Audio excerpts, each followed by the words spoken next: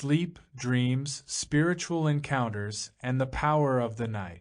Selected short passages from the writings of Rudolf Steiner. Content: 1. Images and impressions of the night. 2. Night consciousness. 3. Sleep as a source of renewal and healing. 4. Spiritual encounters. 5. The starry firmament. 6. Sacred and holy night. 7. Meditations as prelude and epilogue to the night. 8. Verses and prayers. 1. Images and impressions of the night. Tranquil blue around me everywhere, quiet peace in my soul. The spirits of the universe say to me, let the stars shine. Within your human body, luminous stars, warming stars. For Emmy Thurn here, August 1924. I stand upright in star-bright night and gaze at the starry firmament, allowing the impression to work upon me. And if a person has the capacity for this, what lives in the patterns of the constellations, in the movements of the planets, transforms into a great cosmic script. Reading this script, something emerges of the kind I described yesterday when speaking of the secrets of the moon. These are things that can be read in the inscriptions of the cosmos when the stars are no longer merely something mathematically and mechanically quantifiable, but have become for you the letters of a universal script. Dornoch, April 22, 1924. Worship of the stars, worship of the night, as we can also say, since often the matter was veiled to make the night itself the object of veneration rather than the starry firmament, held sway amongst peoples with an inclination for thinking. For ancient peoples with a thinking, ruminating nature, religions were founded through which they learned of the origin of their thinking and its instrument, their head. And many of the names borne by the most ancient gods of certain peoples can only be translated into later languages as the night. The night itself, appearing as mysterious mother of the stars, from whose womb the stars emerge, was worshipped because esoteric initiates knew that the instrument of the brain truly does originate in the star-strewn night. Christiania, Oslo, 1912. We can look at the world, really, from two perspectives. One arises when, say, someone observes a very beautiful sunrise, with the sun giving birth to itself, it seems, out of the red gold of dawn, then lifting brilliantly above the earth.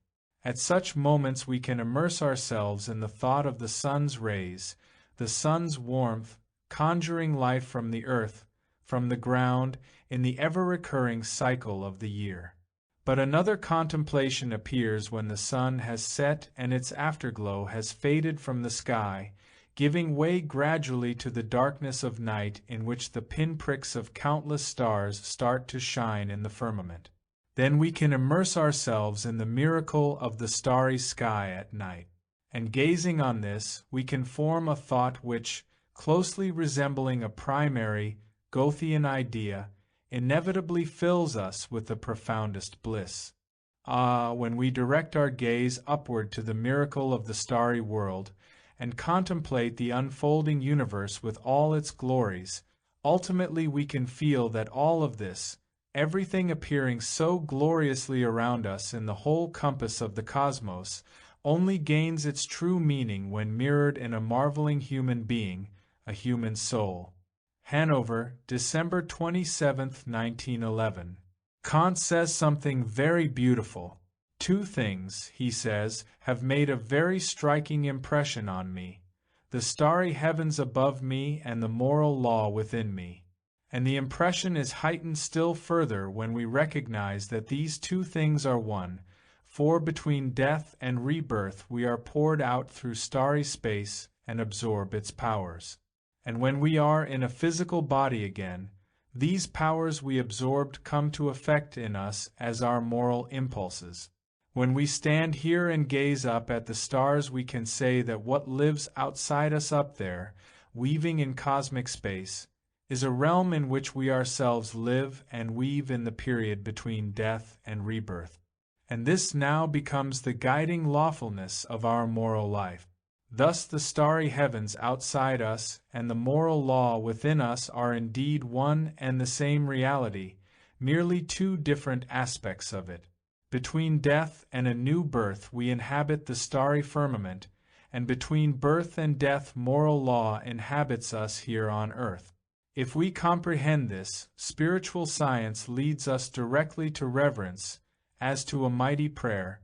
For what is a prayer other than what unites our soul with the divine spirit weaving through the world? This prayer is what a prayer can be for us today. We have to master it by working our way through the sense world. By consciously aspiring to this, what we can know in consequence becomes prayer quite by itself. Spiritual insight becomes direct feeling, experience and impression, and should indeed do so. However much such knowledge works with concepts and ideas, ultimately ideas and concepts become pure, prayerful impressions and feelings. And that is what our era needs. The age we live in needs thoughts and reflections to flow directly out into felt experience of the cosmos, where they become prayerful. Bern, December 15, 1912. Novalis was able to see that waking life during the day, with its mundane consciousness, is only part of the experience of contemporary humanity, and that every soul, immersing itself at night in unconsciousness, is in fact plunging into a spiritual world. He was able to feel profoundly, and to know, that in these worlds of spirit in which the soul is plunged at night, a higher spiritual reality exists, and that the day with all its sense impressions, even those of sun and light, is only a small part of the totality of spiritual reality. The stars, as it were stealthily sending down during the night the light of the day, appeared to him only as a faint gleam compared to the truth of the spirit dawning in his awareness, as it dawns on the seer in the blinding bright astral light when his waking spirit can travel into the realm of night. Thus the worlds of the night, the true world of spirit, dawn on Novalis and make the night precious to him. Berlin, October 26, 1908. On a beautiful day we wait until nightfall, then gaze up at the dome of the heavens, seeing the many luminous patterns of stars glittering across its whole expanse. The soul finds a new jubilance, the descent from above of something that kindles in us joyful, inward rejoicing. Thus in the daytime we can look upon the colorful tapestry of the earth's growing plants, in perceptions that fill us with joy. And then, at night, we can look up to the heavens that appear blue by day but now are strewn with sparkling, gleaming stars, and can rejoice inwardly at what descends from above to reveal itself in our soul. This holds true for our ordinary awareness. But having developed a form of consciousness that is empty but wakeful, into which the spiritual world has broken, then, when we gaze upon the plant covering of the earth, and look up at night to the gleaming, shining stars, we will say, yes, during the day the colorful tapestry of plants and flowers enticed us and filled us with joy. But what did we actually see? And now, at night, we look up to the starry heights, and the stars no longer merely gleam before this empty, alert awareness we now have, empty, that is, as regards the earth. Now the stars assume the most manifold forms and figures. The stars have ceased to merely sparkle, and we perceive there something wondrously essential and full of being. Spread across the heavens we see growing, weaving life, majestic, mighty, and lofty. And we stand in acknowledging reverence, in reverent acknowledgement and perception. Yes, we have attained an intermediate stage of initiation, and we can say, only now is the plant world there above us. The true beings of the plants are apparent now in what previously only shone down to us as separate points of light. It now seems to us that the real plant world is there above us, as if the violet no longer appears as a violet but as if, When we see the violet in the early morning bearing a single drop of shining dew, we see only that drop of dew and not the violet. If we look at just a single star, now this single drop of dew sparkles in it. In truth, a mighty, weaving world of being lies behind it, and we are gazing toward it. Now we know what the plant world really is. It is not on the earth at all, but out there in the cosmos. It is magnificent and mighty and noble and great. And what did we see by day in the colorful tapestry of plants? The mirror image of what lives above. And now we see that the cosmos, with the weaving life of its forms, its living figures of beings, is mirrored on the earth. The earth's surface is a mirror. When we look in a mirror, we know that we're seeing our reflection. Our outer form is reflected in the mirror.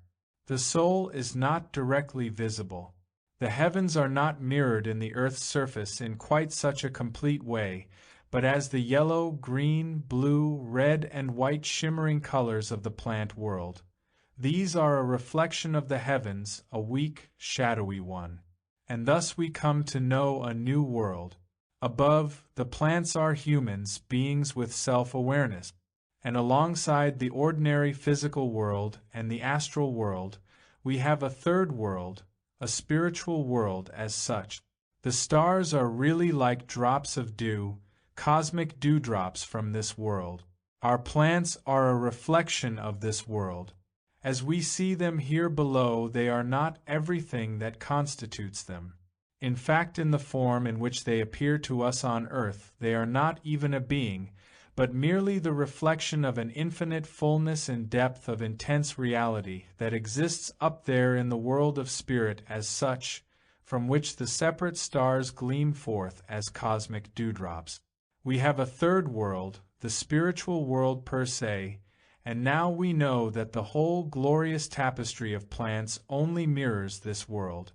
Torquay, August 12, 1924. The more I turn my gaze up to the stars in the night sky, the more I see the true being and essence of what lives there. Nature becomes whole when I look up from the earth to the stars and see the cosmos and the earth as one.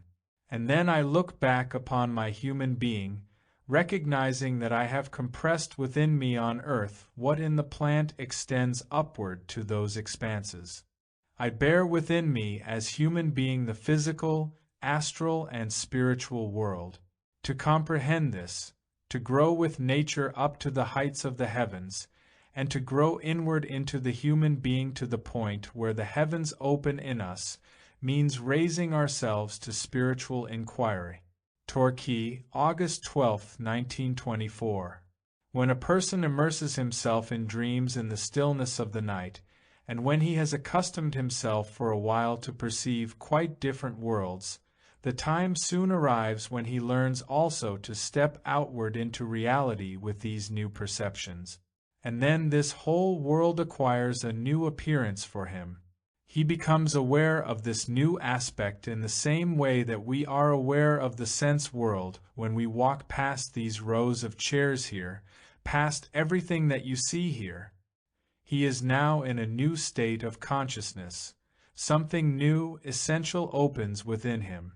And then a person progresses further in his development, at last coming to a point where he not only perceives the distinctive phenomena of higher worlds, like light phenomena, with his spiritual gaze, but also hears resounding the tones of higher worlds, so that things speak their spiritual names and come toward him with new significance.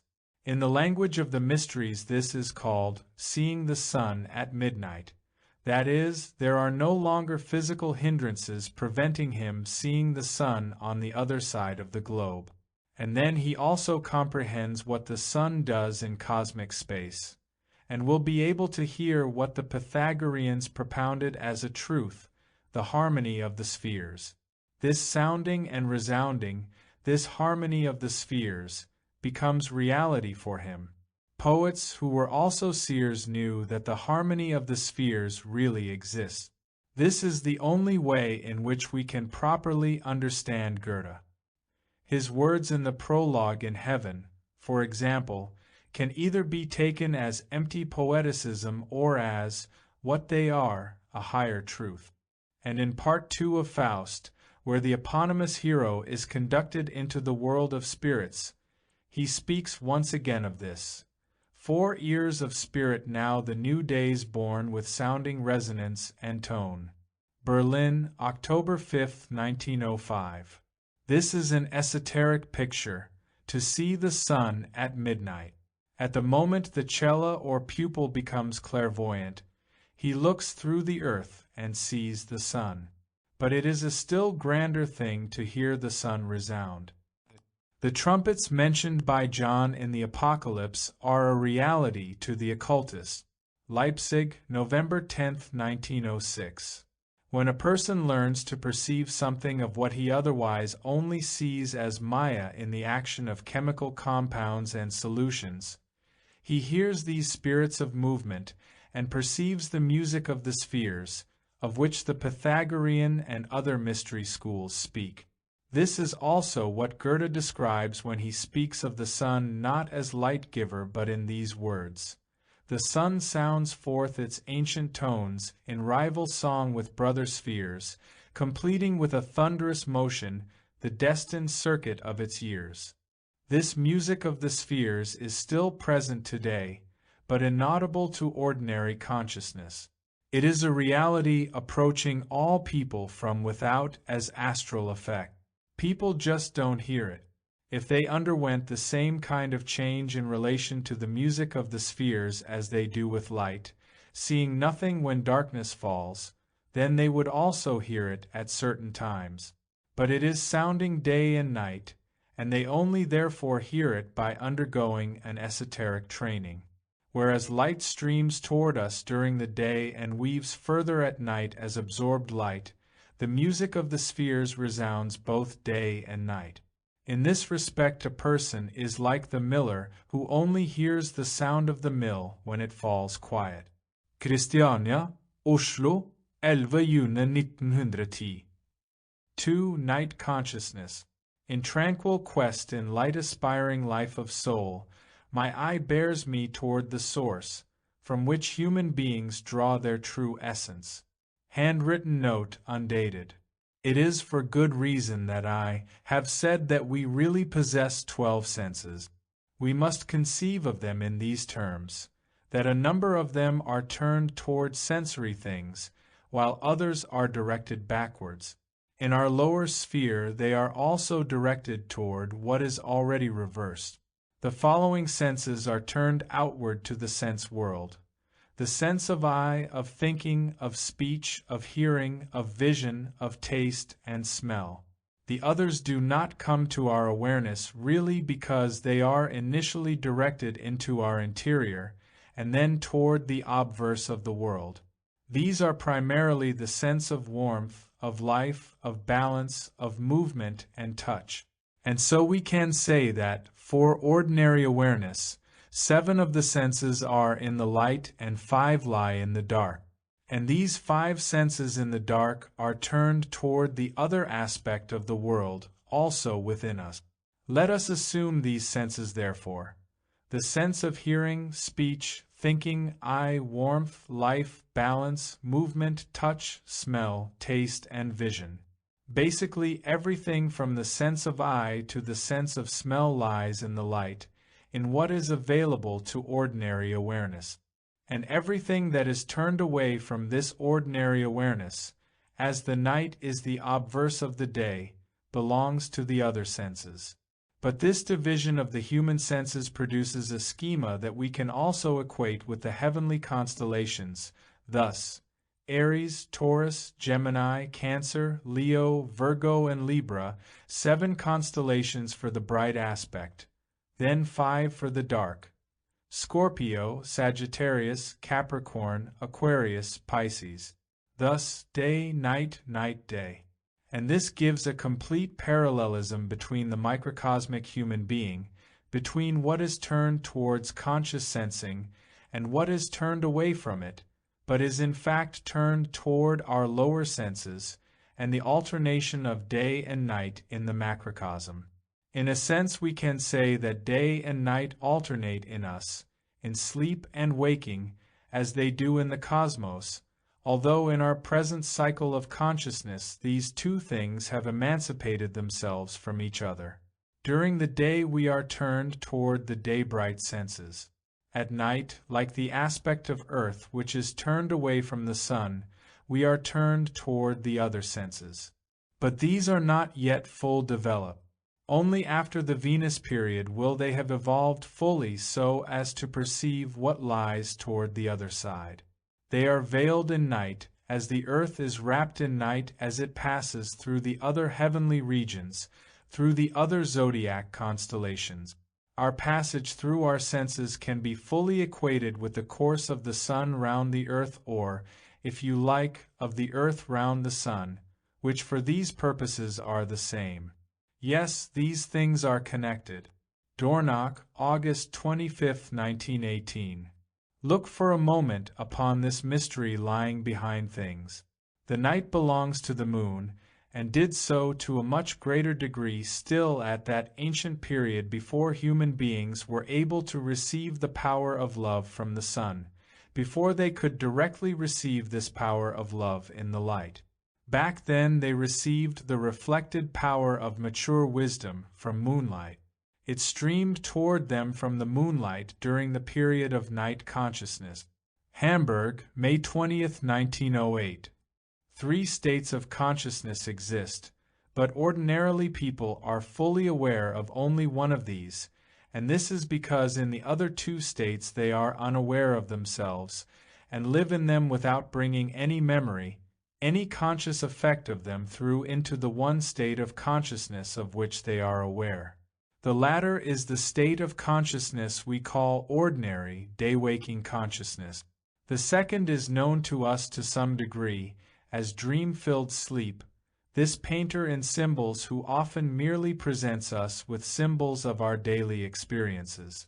The third state of consciousness is dreamless sleep, which ordinarily signifies for people a kind of empty or void condition.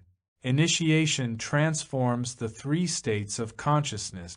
First of all, our dream life alters, becomes less chaotic and no longer just a representation of daily experiences in a flux of often confused symbols. Instead, a new world opens before us in dreaming sleep, one full of surging colors, full of shimmering beings of light that surrounds us, the astral world. Rather than some newly created world, this is new only to someone who previously has not gone beyond the lower state of daytime awareness. This world is always present, in fact, continually surrounding us. It is a real world, just as real as the physical environment we perceive as reality. Once initiated, a person learns to perceive this wondrous world. He learns to live consciously within it, with as clear, no clearer, an awareness as his waking mind. He also becomes acquainted with his own astral body and learns to live consciously within it. In this new world opening before him, he witnesses a living, weaving, being-filled world of color and light. After initiation, a person begins to awaken from ordinary dreaming sleep as if lifted out of a surging ocean of flowing light and colors. And these surging colors, this shimmering light, are living beings. These experiences in conscious dream sleep pass over also into his whole daily waking life and awareness, so that he learns to see these beings in this waking state too. A person achieves the third state of consciousness when he becomes able to transform dreamless sleep into a conscious condition. Again, the world in which he learns to enter dawns on him only partially to begin with, and then increasingly does so. He lives longer and longer in this condition, is conscious within it, and there has very significant experiences. Someone can develop perception of the second state, the astral world, by passing through what is called the great stillness. He has to become still, completely still in himself. This great tranquility has to precede awakening in the astral world. and this profoundest stillness grows ever greater as he begins to approach the third state of consciousness, of experiencing within dreamless sleep. The colors of the astral world become ever more transparent, the light ever clearer, as if more spiritualized. A person feels then as if he himself lives in this color and light, as if, rather than it surrounding him, he himself has become this light and this color. He feels himself to be astral within this astral world, as if swimming in great, deep tranquility. And then this deep stillness slowly starts to resound, beginning to sound forth spiritually first softly, then ever more audibly. It seems that the world of light and color is infused with resounding tones. This third state of consciousness, into which we gradually enter, is one in which the color world in which we lived in the astral realm is permeated with tone.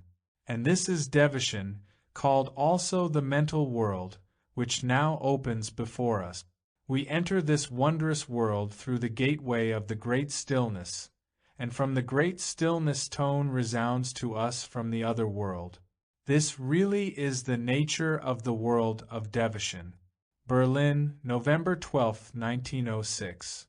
During the day, from the moment of waking to falling asleep, we always bear within us the echoes and after-effects of our nighttime experiences. And though everything we consciously accomplish in life is of great significance for outward culture, what occurs within us is scarcely dependent at all on our consciousness, but very largely results from what we unconsciously experience during sleep. As sense perceptions gradually dull to nothing, as will impulses cease to act, we first experience an undifferentiated inner state. This is a generalized, indefinite state, an experience in which there is a clear feeling of time, but with our sense of spatial conditions almost entirely extinguished. We really can compare this experience with a kind of swimming, a kind of moving through a general, vague cosmic substance. We have to coin new expressions, really, to describe what the soul experiences here. The soul experiences itself as a wave in a great ocean, but an inwardly structured wave, which feels itself surrounded everywhere by the rest of the ocean, perceiving the actions of this ocean upon it as, in waking life, we feel, perceive, and reflect upon the differentiated impressions of colors or tones, or conditions of heat upon us. But in contrast to waking experience, when we feel ourselves to be a person enclosed in our skin and standing at a particular place, at this moment after falling asleep we feel like a wave in a general ocean, sometimes here, sometimes there, and as I said, a particularized sense of space ceases, but a general sense of time remains. Yet this experience is connected with another of being forsaken. It is as if we sank into an abyss. Without due preparation, a person who consciously experienced this first stage of sleep would find it unendurable to lose almost completely the sense of space and live only in a general feeling of time, to feel himself so undefined and only incorporated into a generalized, substantial ocean within which very little can be distinguished, only that one is a self in a generalized cosmic existence. If he became conscious of this, he would literally feel as if hovering over an abyss. In turn, this is connected with something that surfaces in the soul as a huge need to be protected by a spiritual realm, a huge need to be sustained by and connected to spirit. In this generalized ocean in which we swim, we have in a certain way lost that sense of safety given by connection with material things of the waking world. And for this reason we feel, or would do if the condition were conscious, a deep yearning for connection with the divine, spiritual realm. We can also put it like this. We experience this general moving through an undifferentiated cosmic substance as the security of living within divine spirit. Stuttgart, October 9, 1922. A person really should occasionally enter into more inward communion with his spirit self, with the spirit self that becomes visible in the astral aura in the way I suggested, existing there as predisposition, not something that has been developed, which is, as it were, overshown from above, from futurity. From time to time a person must commune with his spirit self. And when does this occur? Here we come to the first such encounter of which we must speak. When does this occur? It happens every time we sleep in the ordinary way, roughly midway between falling asleep and waking up again. For people who are more closely connected with the life of nature, simple country folk who go to sleep when the sun sets and get up at dawn, this midway point of sleep more or less coincides with midnight. This is not so much true of people who have sundered themselves from natural connections. But that's a matter of human freedom.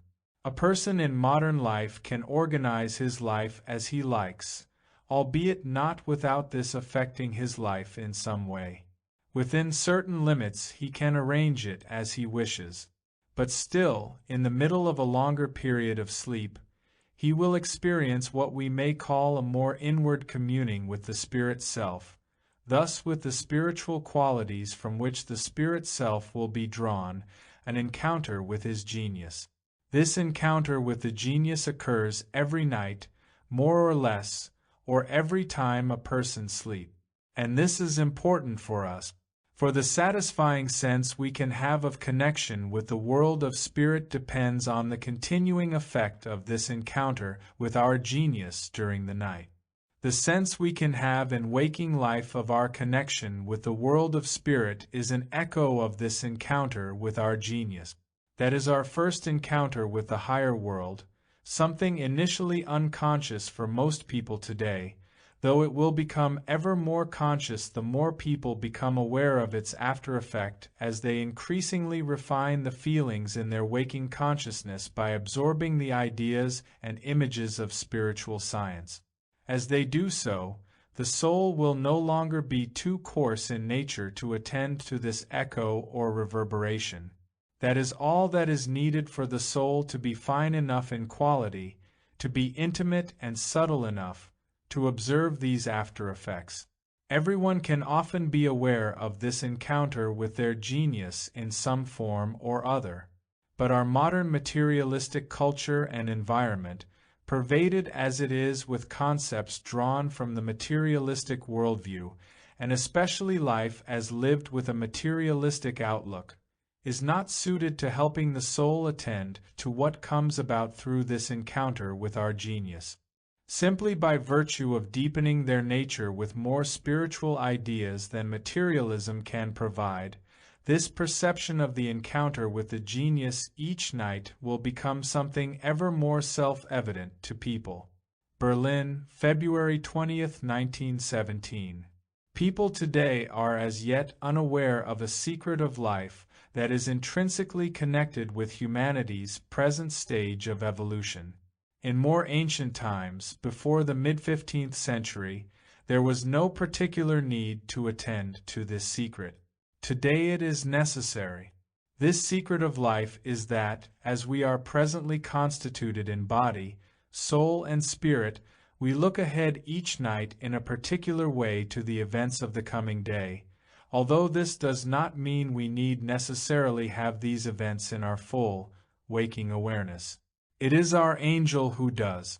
Thus what we experience in the night in union with the being we call our angel is a prefiguring view of the forthcoming day. Please do not think of this as something of mere interest to human curiosity, that would be quite wrong, but as something of practical importance. Only when we are very inwardly imbued with this outlook will we make decisions in the right way, taking thoughts over into our daily life. Imagine, say, that someone has to do something at midday. The previous night he and his angel have already been conversing about it. This has been true for people since the mid-15th century. We do not need to keep this in mind. It is not a matter for curiosity. But this outlook is one that should imbue us, so that we make fruitful during the day what we weighed up with our angel the night before. Berlin, September 13, 1919. What do the angels do in our astral body? Only by rising a little to clairvoyant perception can we discover what they do, what unfolds in our astral body. We must attain a certain degree at least of imaginative perception if we are to answer this question, and then it becomes apparent that these beings from the hierarchy of the angeloi, and in some respects every single one of the angeloi, each one of which has their own task to perform for every human being, but also, especially their collaboration, form pictures within our astral body. Under the guidance of the spirits of form, they create pictures. Without rising to imaginative cognition, we do not know that pictures are continually formed in our astral body. They arise and pass away. If such pictures were not formed, humanity could not evolve into the future in a way that accords with the intentions of the spirits of form. What the spirits of form seek to achieve with us by the end of earthly evolution must first be elaborated in pictures, and from these pictures the reality of transformed humanity will later emerge. Through the angels, the spirits of form are today already forming these pictures in our astral body. In the human astral body, the angels form pictures to which we can attain by means of thinking developed into clairvoyance.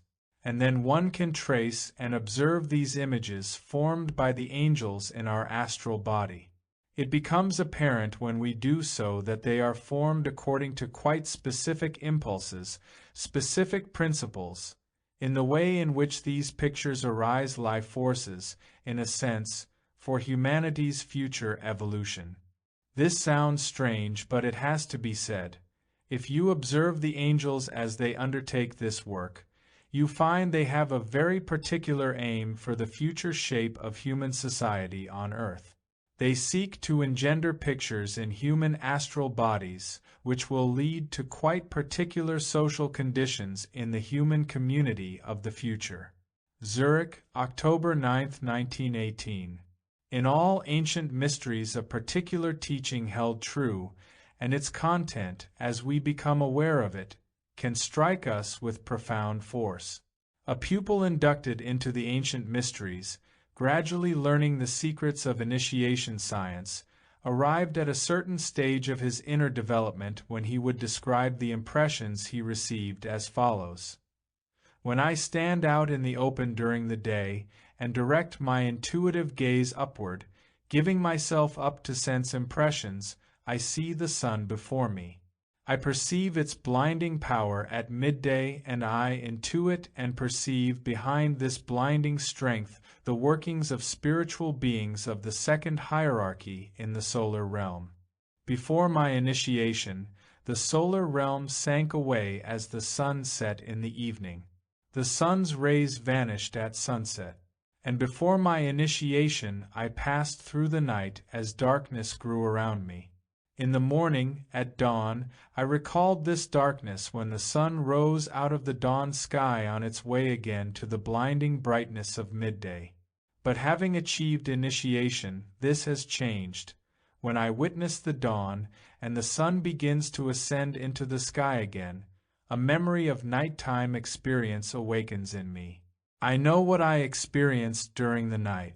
I remember quite precisely how I saw a blue glimmer of light gradually spreading from sunset in the west to the east, and how, at the hour of midnight, I saw, and can now exactly recall, the sun, at a place in the sky opposite to where it stood in the radiant strength of midday, in a glow so morally striking behind the earth.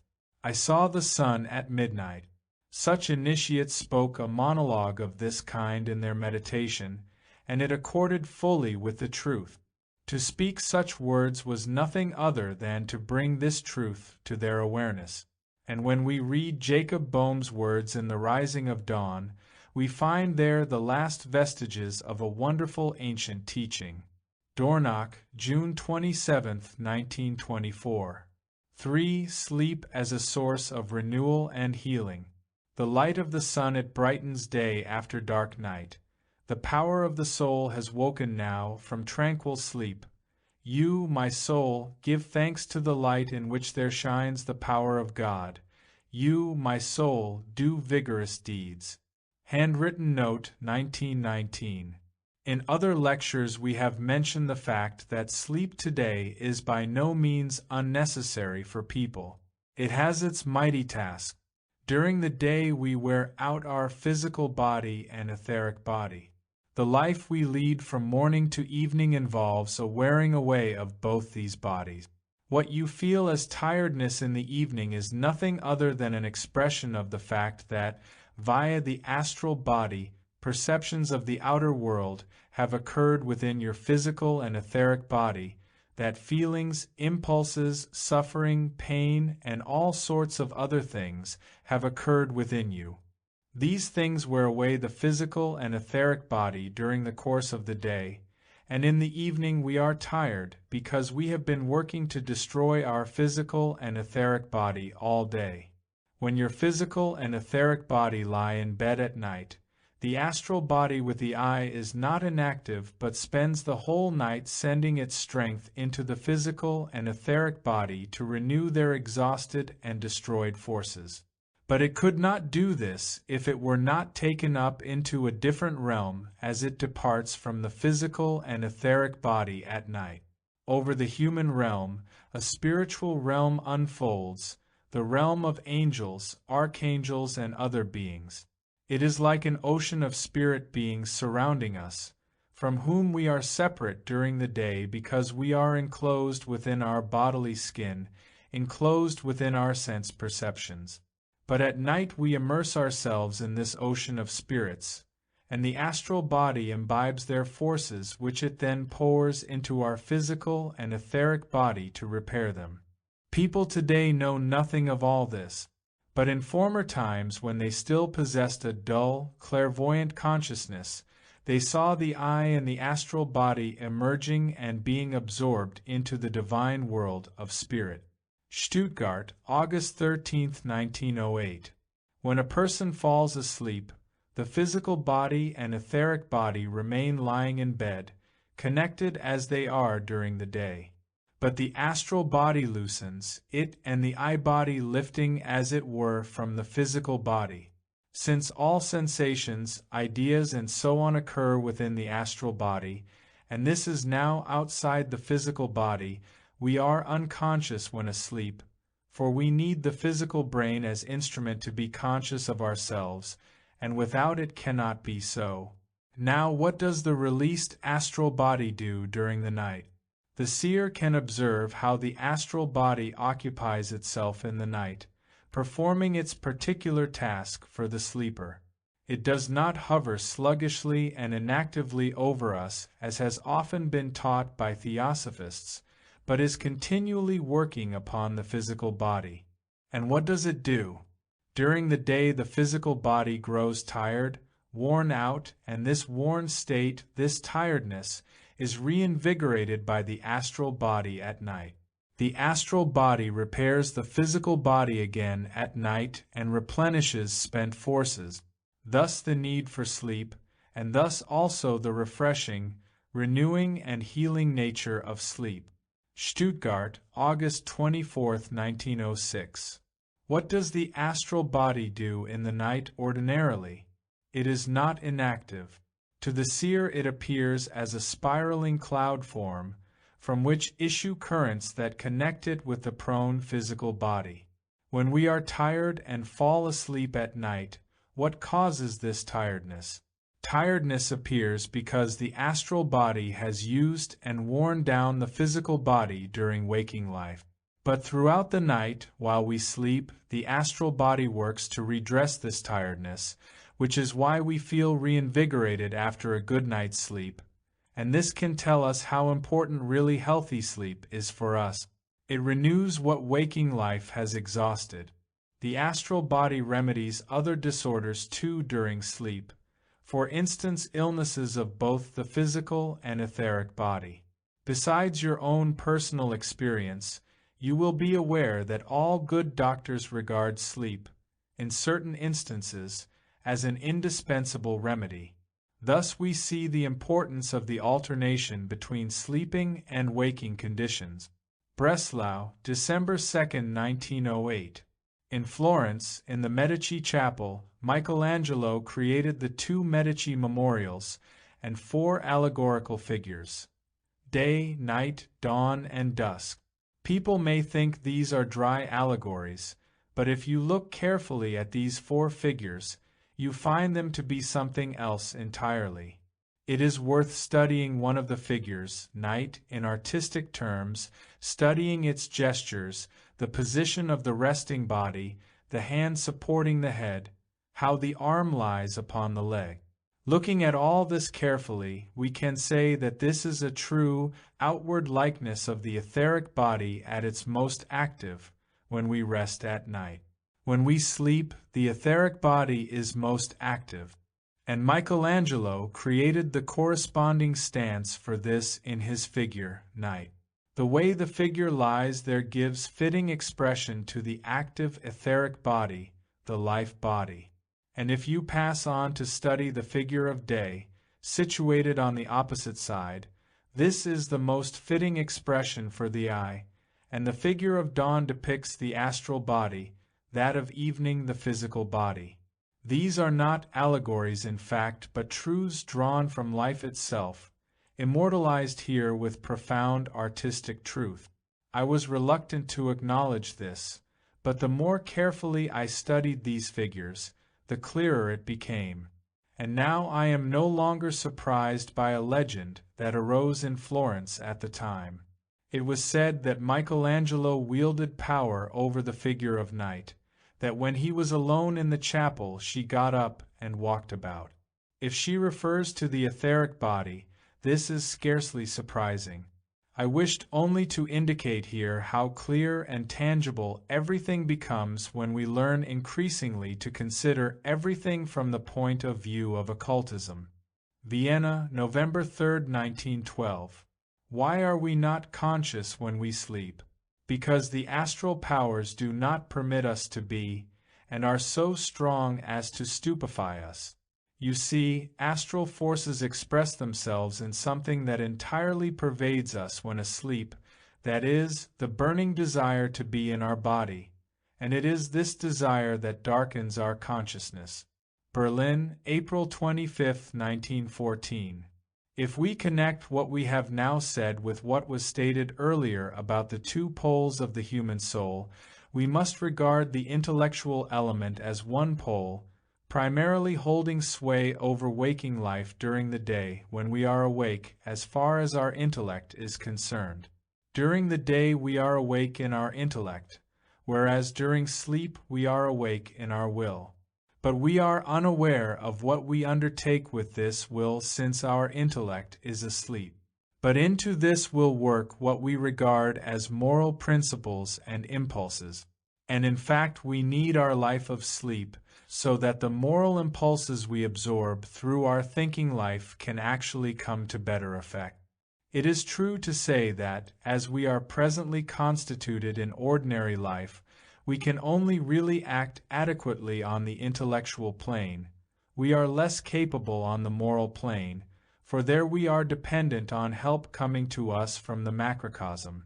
What already lives in us can take us a good way further in our intellect, whereas the gods must come to our aid when we progress morally.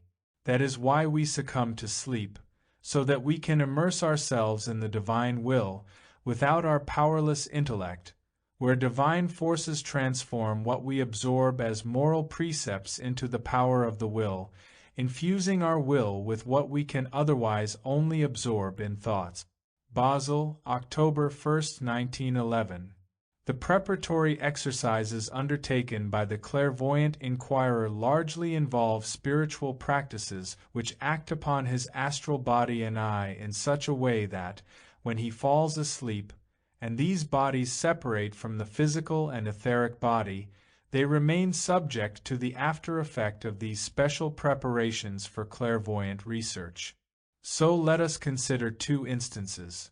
Firstly, how people ordinarily live, giving themselves up during the day to outward impressions, to all that acts upon their senses and rational thought. When they fall asleep in the evening, their astral body departs from the physical body. This astral body is then entirely given up to what the person experienced during the day, and follows not its own mobility but that of the physical body. But something different happens if, through meditation, concentration, and other exercises undertaken to cultivate higher knowledge, we initiate strong effects upon our soul, thus experiencing these in our astral body and eye. And if, in other words, we set aside particular times during the day when we undertake things quite differently than otherwise, at such times, instead of being involved in everything conveyed to him by his senses and reasoning, a person dwells on all he can receive and learn from worlds of spirit. Even if he practices meditation, concentration, and other exercises only for a very brief time in the day, this works upon his soul so that, on emerging from the physical body at night, his astral body is affected by these practices and thus adheres to forms of elasticity different from those of the physical body. Methods to develop the capacity for clairvoyant inquiry therefore involve those who teach this capacity applying all the knowledge about such practice that people have been trying out for millennia, meditation and concentration exercises that must be undertaken in waking life to give rise to after effects at night that reconfigure the astral body. Munich, August 24, 1909. When we sleep, our eye and astral body are immersed in the outer world, and there we unfold an intuitive activity which we must otherwise consciously develop in intuition. But today our organization is as yet too weak to remain conscious in intuiting activity, though we do indeed live in an intuiting mode during the night. And so we can say that we develop intuition in sleep, whereas we develop logical thinking, to a certain degree only of course, in waking life. Between these two poles stand inspiration and imagination. When we pass over from the state of sleep into waking life, our eye and astral body enter the physical body and etheric body. And what we bring with us as we do so is inspiration, a capacity I have described in our recent lectures. So we can say that during sleep we dwell in intuition, during waking life in logical thinking, but as we awaken we gain inspiration, and as we fall asleep we live in imagination. Dornoch, July 15, 1921. What people carry out in sleep, this weightless motion through an imponderable realm, can be performed spiritually in full consciousness if we have at the same time the power to stay very still in ourselves. We can say that the sleeper follows the impulses of moon forces, giving himself up unconsciously to them, and performing every motion they urge him to. Entering into conscious, exact clairvoyance, we withhold every such movement, hold all of them back, and then these motions metamorphose into intuitions. Thus conscious intuition, the highest capacity of exact clairvoyance, actually consists in constraining what a sleeper must instinctively do, giving himself up entirely to these powers and succumbing fully to their sway. If we transform this, instead of being subsumed in physical moon forces, we restrain them in ourselves and thereby give ourselves up intuitively to the corresponding spiritual realm, thus arriving at the faculty of intuition. Penman Maur, 25 August 1903. Every night the human organism is actually occupied by beings capable of sustaining it. Our physical and etheric bodies lying in bed are then simultaneously pervaded by these astral and eye beings which live really in the physical body. We can call them interlopers, though this wouldn't always be right. We should often think of them as protective spirits, since they sustain what a person disdainfully detaches himself from at night. Berlin, June 4, 1908. Let's assume that someone suddenly became clairvoyant in sleep. How will he perceive things? When we meet someone here on the physical plane, we encounter his physical form, within which lives an I. This is not true of the world of spirit. We must not imagine that we see a person there in the same form as on the physical plane. Here in the physical world we see things divided and separate from each other, defined by sharp outlines. It is different in the world of spirit. Their life weaves and unfolds in mobile images which we can perceive to be beings, the spirits of the higher hierarchies who send their messengers, their helpers, to give the human form its right expression. These emissaries, these messengers of the spirits of form are still, as it were, at a childlike level, but they will develop to a higher condition to the degree to which they nurture the human eye. And another host of elemental beings, the guardians of I-being, hover around the human head. They work upon our thinking and are dispatched by the spirits of form and of movement. And still other elemental beings, emissaries of the spirits of wisdom, act upon the human heart and bring about our blood circulation. Then also there are elemental beings who work upon our sense of warmth. This should not be pictured in physical terms, as warmth arising from a particular heat source, for in the spiritual realm warmth is engendered in the reciprocal relationship of two beings. Still other elemental beings work upon our sense of word, not the spoken word as one person hears another speaking, but these beings stand rather behind the various consonants and vowels that form a word, and they work upon combinations of letters and syllables. Berlin, April 25, 1914. 4. Spiritual encounters. Only where sense knowledge ends is the gateway found that opens life's realities to soul existence. The soul creates the key when she inwardly strengthens herself in the battle waged by cosmic powers upon her own ground with human forces, when by her own might she drives away the sleep that at the limits of the senses wraps powers of knowledge in spiritual night. Vienna, May 6, 1915. What lives inside minerals becomes very clear to someone who can enter consciously into this world, which is otherwise inhabited in the deepest sleep. And when we dwell in a world like that within minerals, it seems that we are inhabiting the stone rather than observing it from without. You will recognize from what I am saying something I sought to express in a certain passage in my book Theosophy. In this account of Spirit Land, certainly you discover this reversal. By living into this reversal we find our way into a world where we can participate not only in the deeds of the higher hierarchies but in their very beings, coming to know these beings as we can here acquaint ourselves with people's qualities of soul in the physical world. We are then no longer in the inspired world, but in that of intuition. We now give ourselves up not only to the deeds, the spirit deeds of these spirit beings, but to these beings themselves. But then we are also in the world in which karma becomes actuality for us. In this third state of sleep, if we could suddenly become conscious within it, we would perceive our karma. We would perceive how our past lives play into our present life on earth. We experience our karma in deep sleep, and we also carry the fruits of this experience back into our physical body. But the physical body is not suited to perceiving such a thing. Initially it has no organs for it. Just as our eyes are adapted to seeing externally, and our ears to hearing external sounds, so we need to develop organs of inner perception. Bern, March 21, 1922.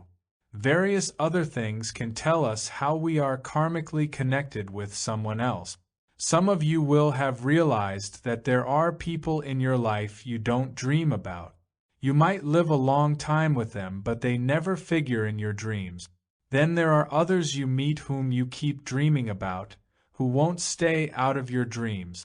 Hardly have you met them than you're dreaming about them repeatedly. Dreams draw on things in the subconscious. People we dream about the moment we meet them are ones we are karmically connected with. People we can't dream about make only a passing impression on our senses, and we meet them without any prior karmic connection. What lives in the depths of our will is like a waking dream. And for the initiate, this waking dream becomes the full content of consciousness. This is why he hears someone karmically connected with him speaking from within him. Naturally, he always remains sensible.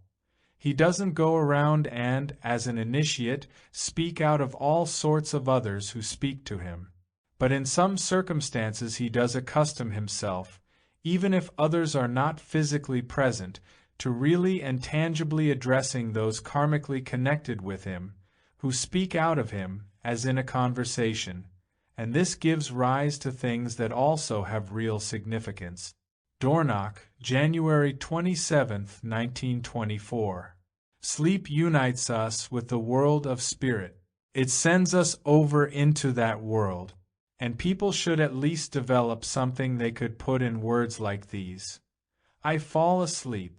Until I awaken, my soul will be in the spiritual world, where it will meet the guiding power and being of my earthly life, who lives in the world of spirit, who hovers around my head. It will meet my genius. And on awakening I will have had this encounter. The wings of my genius will have caressed my soul. A very great deal depends on whether or not we bring this kind of feeling alive in us when we reflect on our relationship with sleep. The capacity to overcome materialistic life depends on it. Overcoming materialistic life can only happen if we kindle subtle feelings, though ones that correspond to the spiritual world. Only by soliciting such feelings will our life in sleep become so keen, our contact with the world of spirit so strong, that gradually our waking life also can gain strength from this, so that we not only have the world of senses around us, but the spiritual world, which is after all the real, the truly real world. Berlin, February 20th, 1917. Generally, people are protected by what we call the guardian of the threshold from perceiving the world of spirit surrounding them at night. But when we have passed through the gate of death, after the first few days when we lay aside the etheric body, we enter a retrospective existence between death and rebirth. Starting with the day of our death, we pass backward to the day before and so on, once again reviewing our life backward from death to birth. Yet we do not re-experience our waking days but our nights, and therefore the time we spend in this backward review takes roughly a third of the life we live. For someone who dies at the age of 60, this retrospective review will take around 20 years. This period of life after death happens 3 times faster than our life on earth did, and during this time we are gazing on our nightly experiences in which, albeit unconsciously, images were evoked that are in a way negative reflections of the life we led. If we were not protected by the guardian of the threshold, our experience every night would be one we could not endure, with consequences like those I just described. It would be as if we had done something wicked to someone else and must inhabit this other person, inhabit what he experiences and feels through the evil done to him. During sleep we do truly inhabit the being on whom we have inflicted one thing or another, but for the reason I stated we do not become aware of this during sleep. After death, though, we do experience it during the period I described in a very acute way indeed. Then we live back through our life on earth and have compensatory experiences of what we either did or omitted to do. Stuttgart, June 1, 1924. It cannot but fill us with the greatest humility and amazement to see how whole hosts of elemental beings are at work upon the wonderful temple of the human body. Enter into this mood in earnest meditation.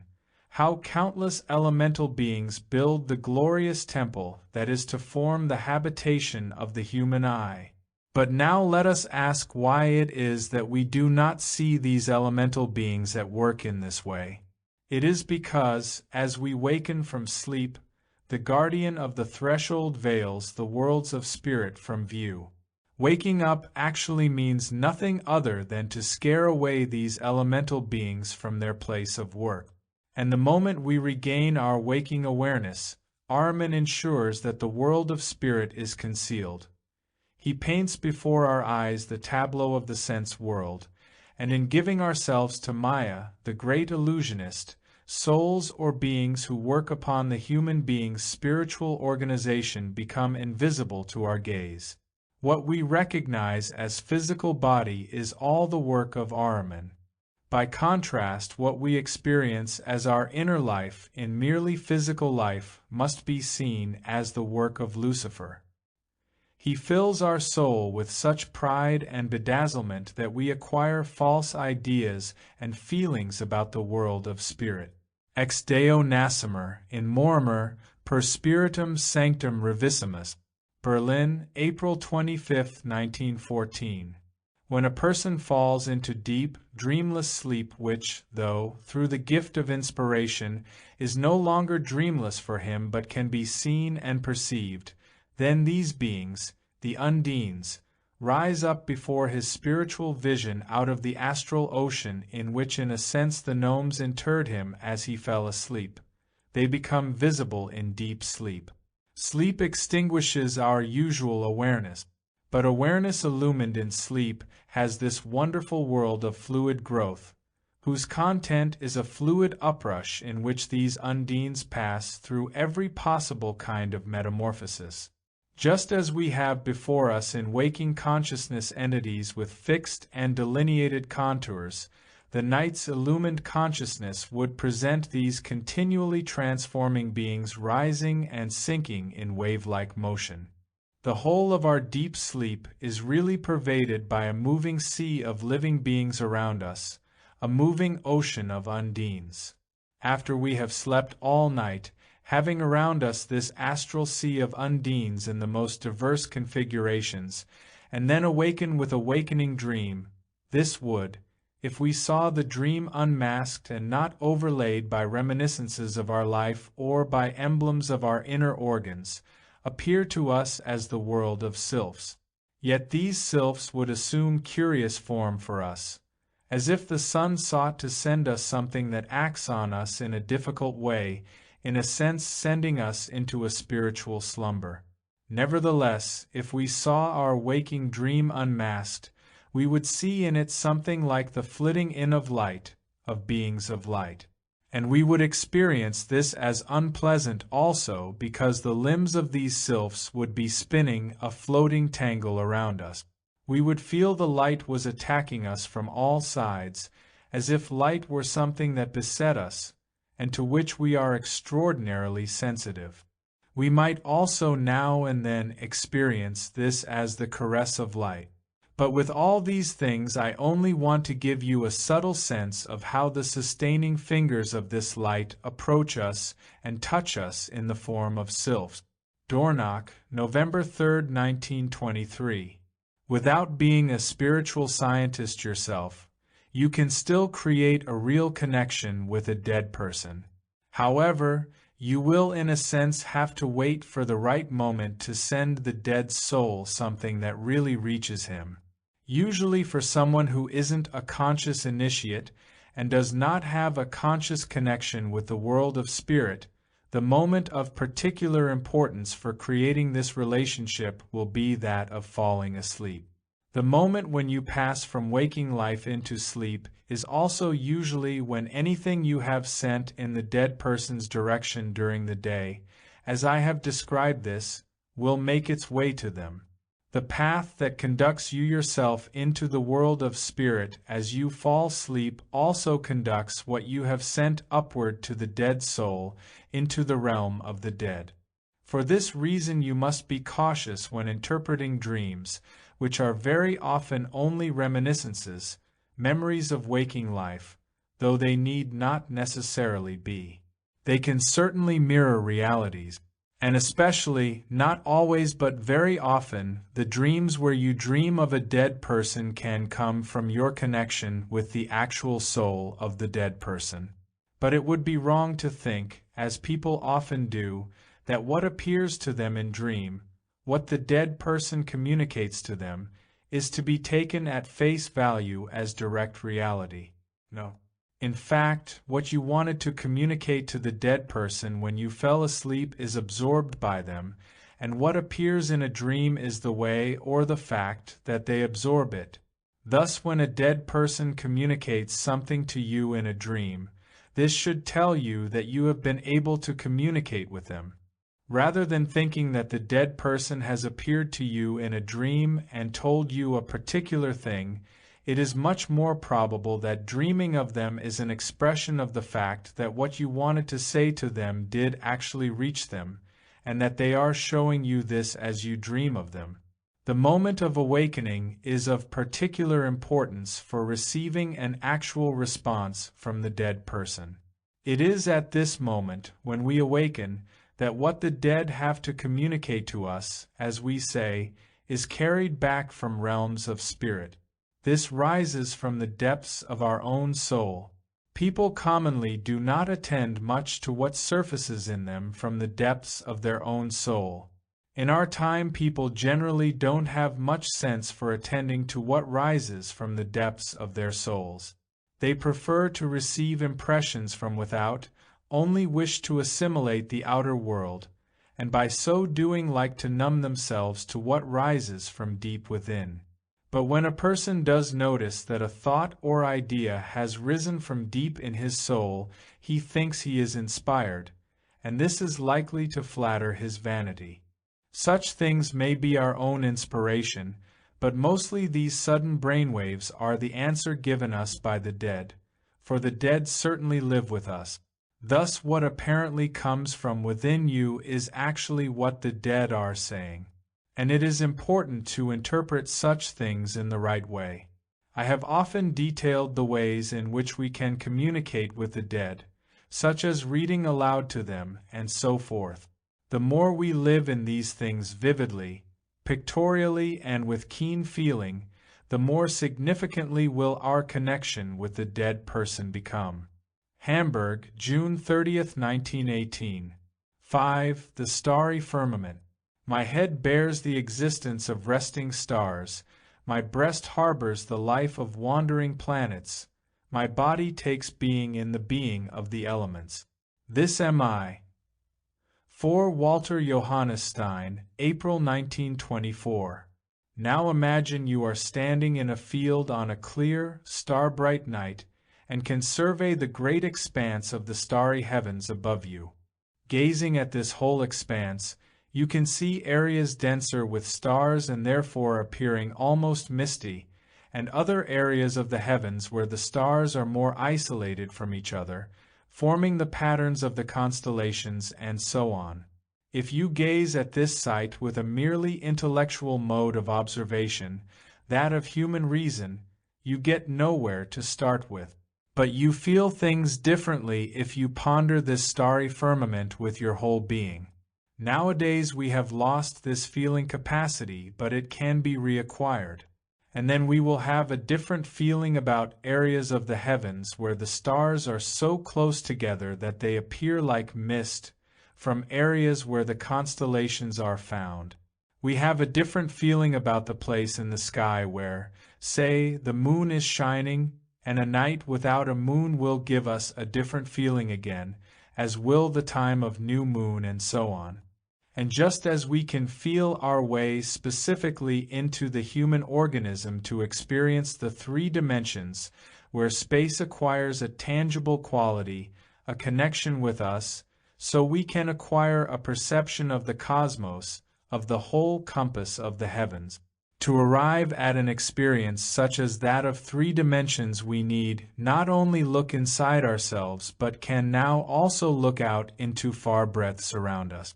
And if we learn how to attend to this expanse, passing on from the usual perception which is sufficient for geometry to one we need for these breadths, We gain a form of perception which I referred to yesterday and the day before as imaginative cognition, a faculty whose development I will be speaking about. If you were simply to note what you see in the breadths of the cosmos, you would get nowhere. Merely depicting and recording the starry sky as modern astronomers do leads to nothing.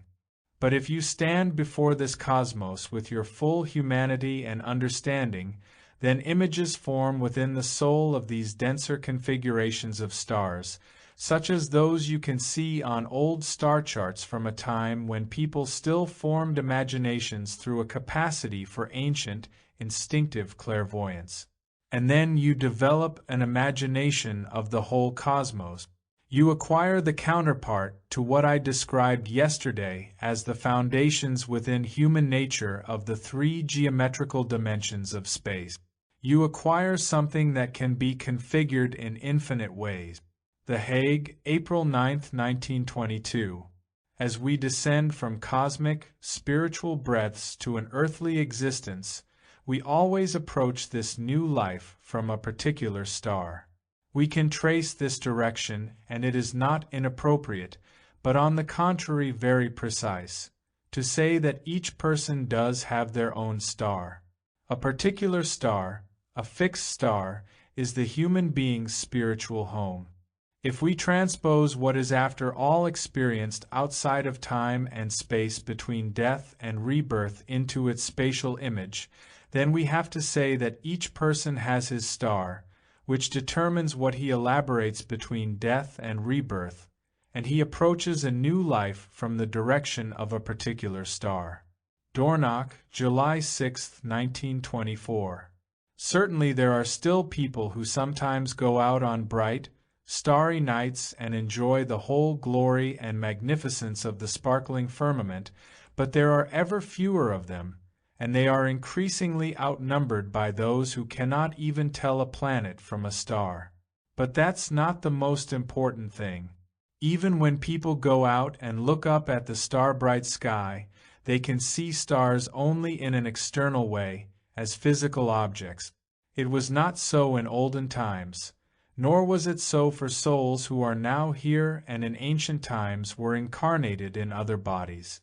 The same souls who nowadays see stars only as physical objects once looked up to the starry heavens and saw not so much the stars' physical light but what is spiritually connected with the stars. And spiritual beings are connected with all the stars. Linz, January 26, 1913.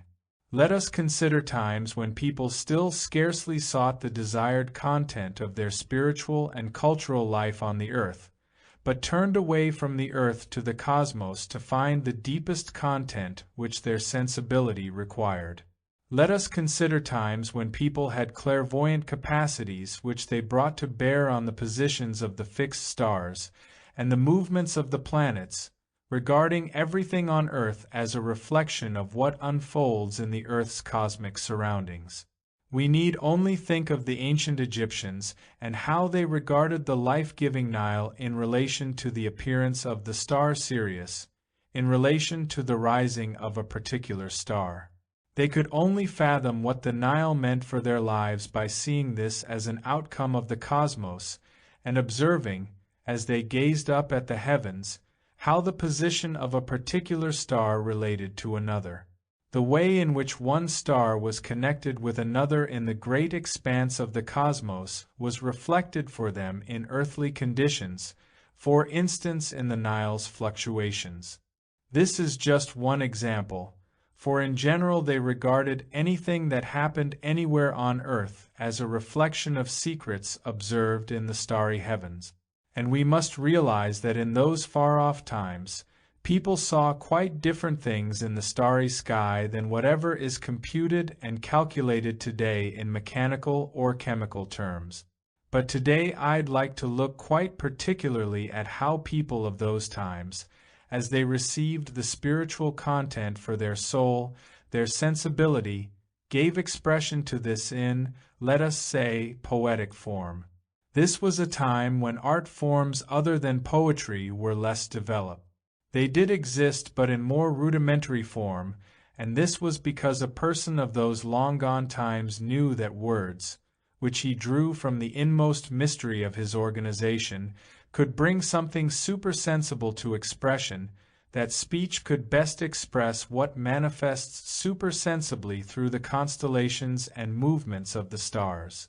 This was a better vehicle than any other materials used in art, which inevitably had to be taken directly from the earth's substance.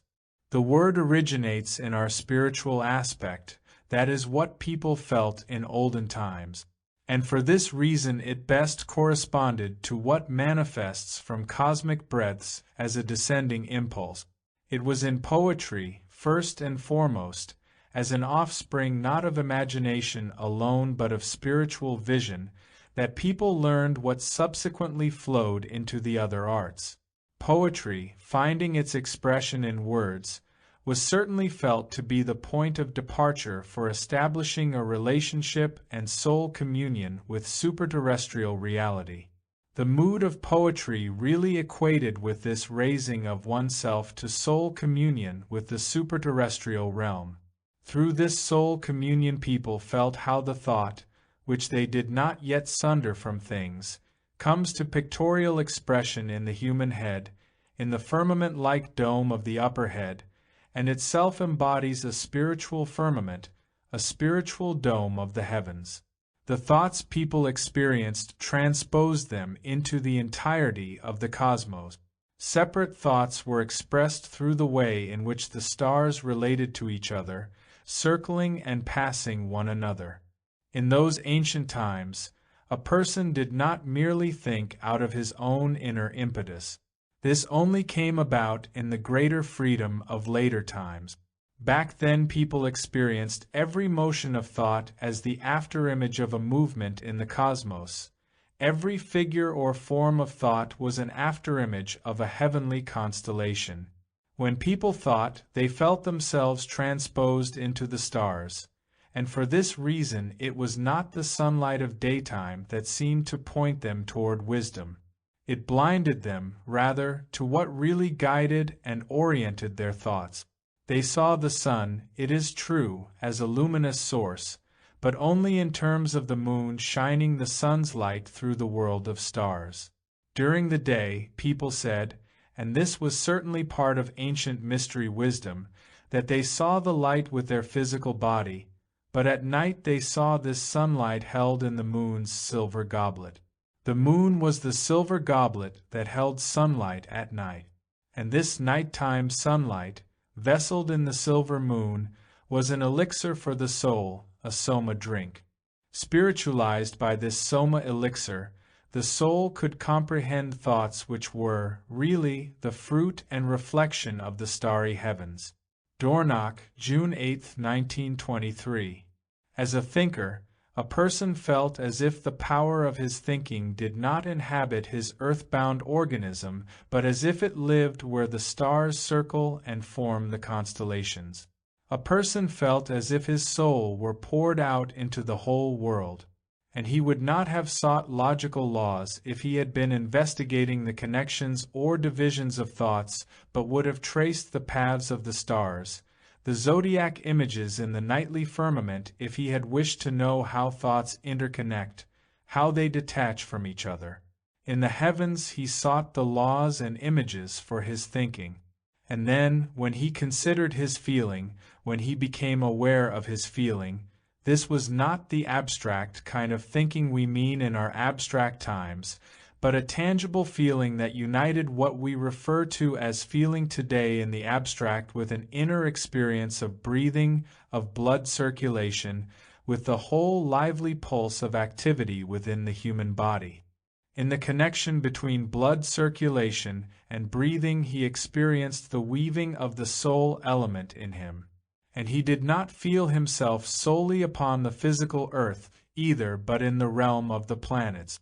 Instead of picturing millions of little blood corpuscles circulating in the human organism, he felt Mercury and Mars interweaving with sun and moon. He felt his sensibility poured out into the cosmos, the difference between thinking and feeling here being that in his thoughts he dwelt more with the fixed stars and their images, and in feeling more in the planetary realm, the motions of the planet. Only in his will did he feel himself to be upon the earth. In their sense that earthly reality was a reflection of the cosmos, people told themselves that when the forces of Jupiter, of the moon, of Venus, or the sun infused the earth, penetrating the ground's elements of mineral, water, air, then from these solid, fluid, gaseous elements will impulses pervaded them like the thought impulses from the fixed stars, and the feeling impulses from the motions of the planets. Through such feelings people at that time were still able to carry themselves back to a period when the earliest form of art first originated in humanity. What kind of art was this? Nothing other than human language itself. Nowadays people have little sense of speech and language as the primordial, originating art, for our language now is bound to material, earthly things. Our language no longer bears its original character when people felt transported into the zodiac, and incorporated into themselves the 12 consonants through their sense of the zodiac pictures, and the vowels in their sense of the movement of the planets through these zodiac constellations. When, rather than expressing earthly experience, they sought to express in speech what the soul felt to be its far flight from the earth out into the cosmos, their language was raised into ancient poetry. Then, in language, a reflection arose in them of what they experienced in soul communion with the cosmos.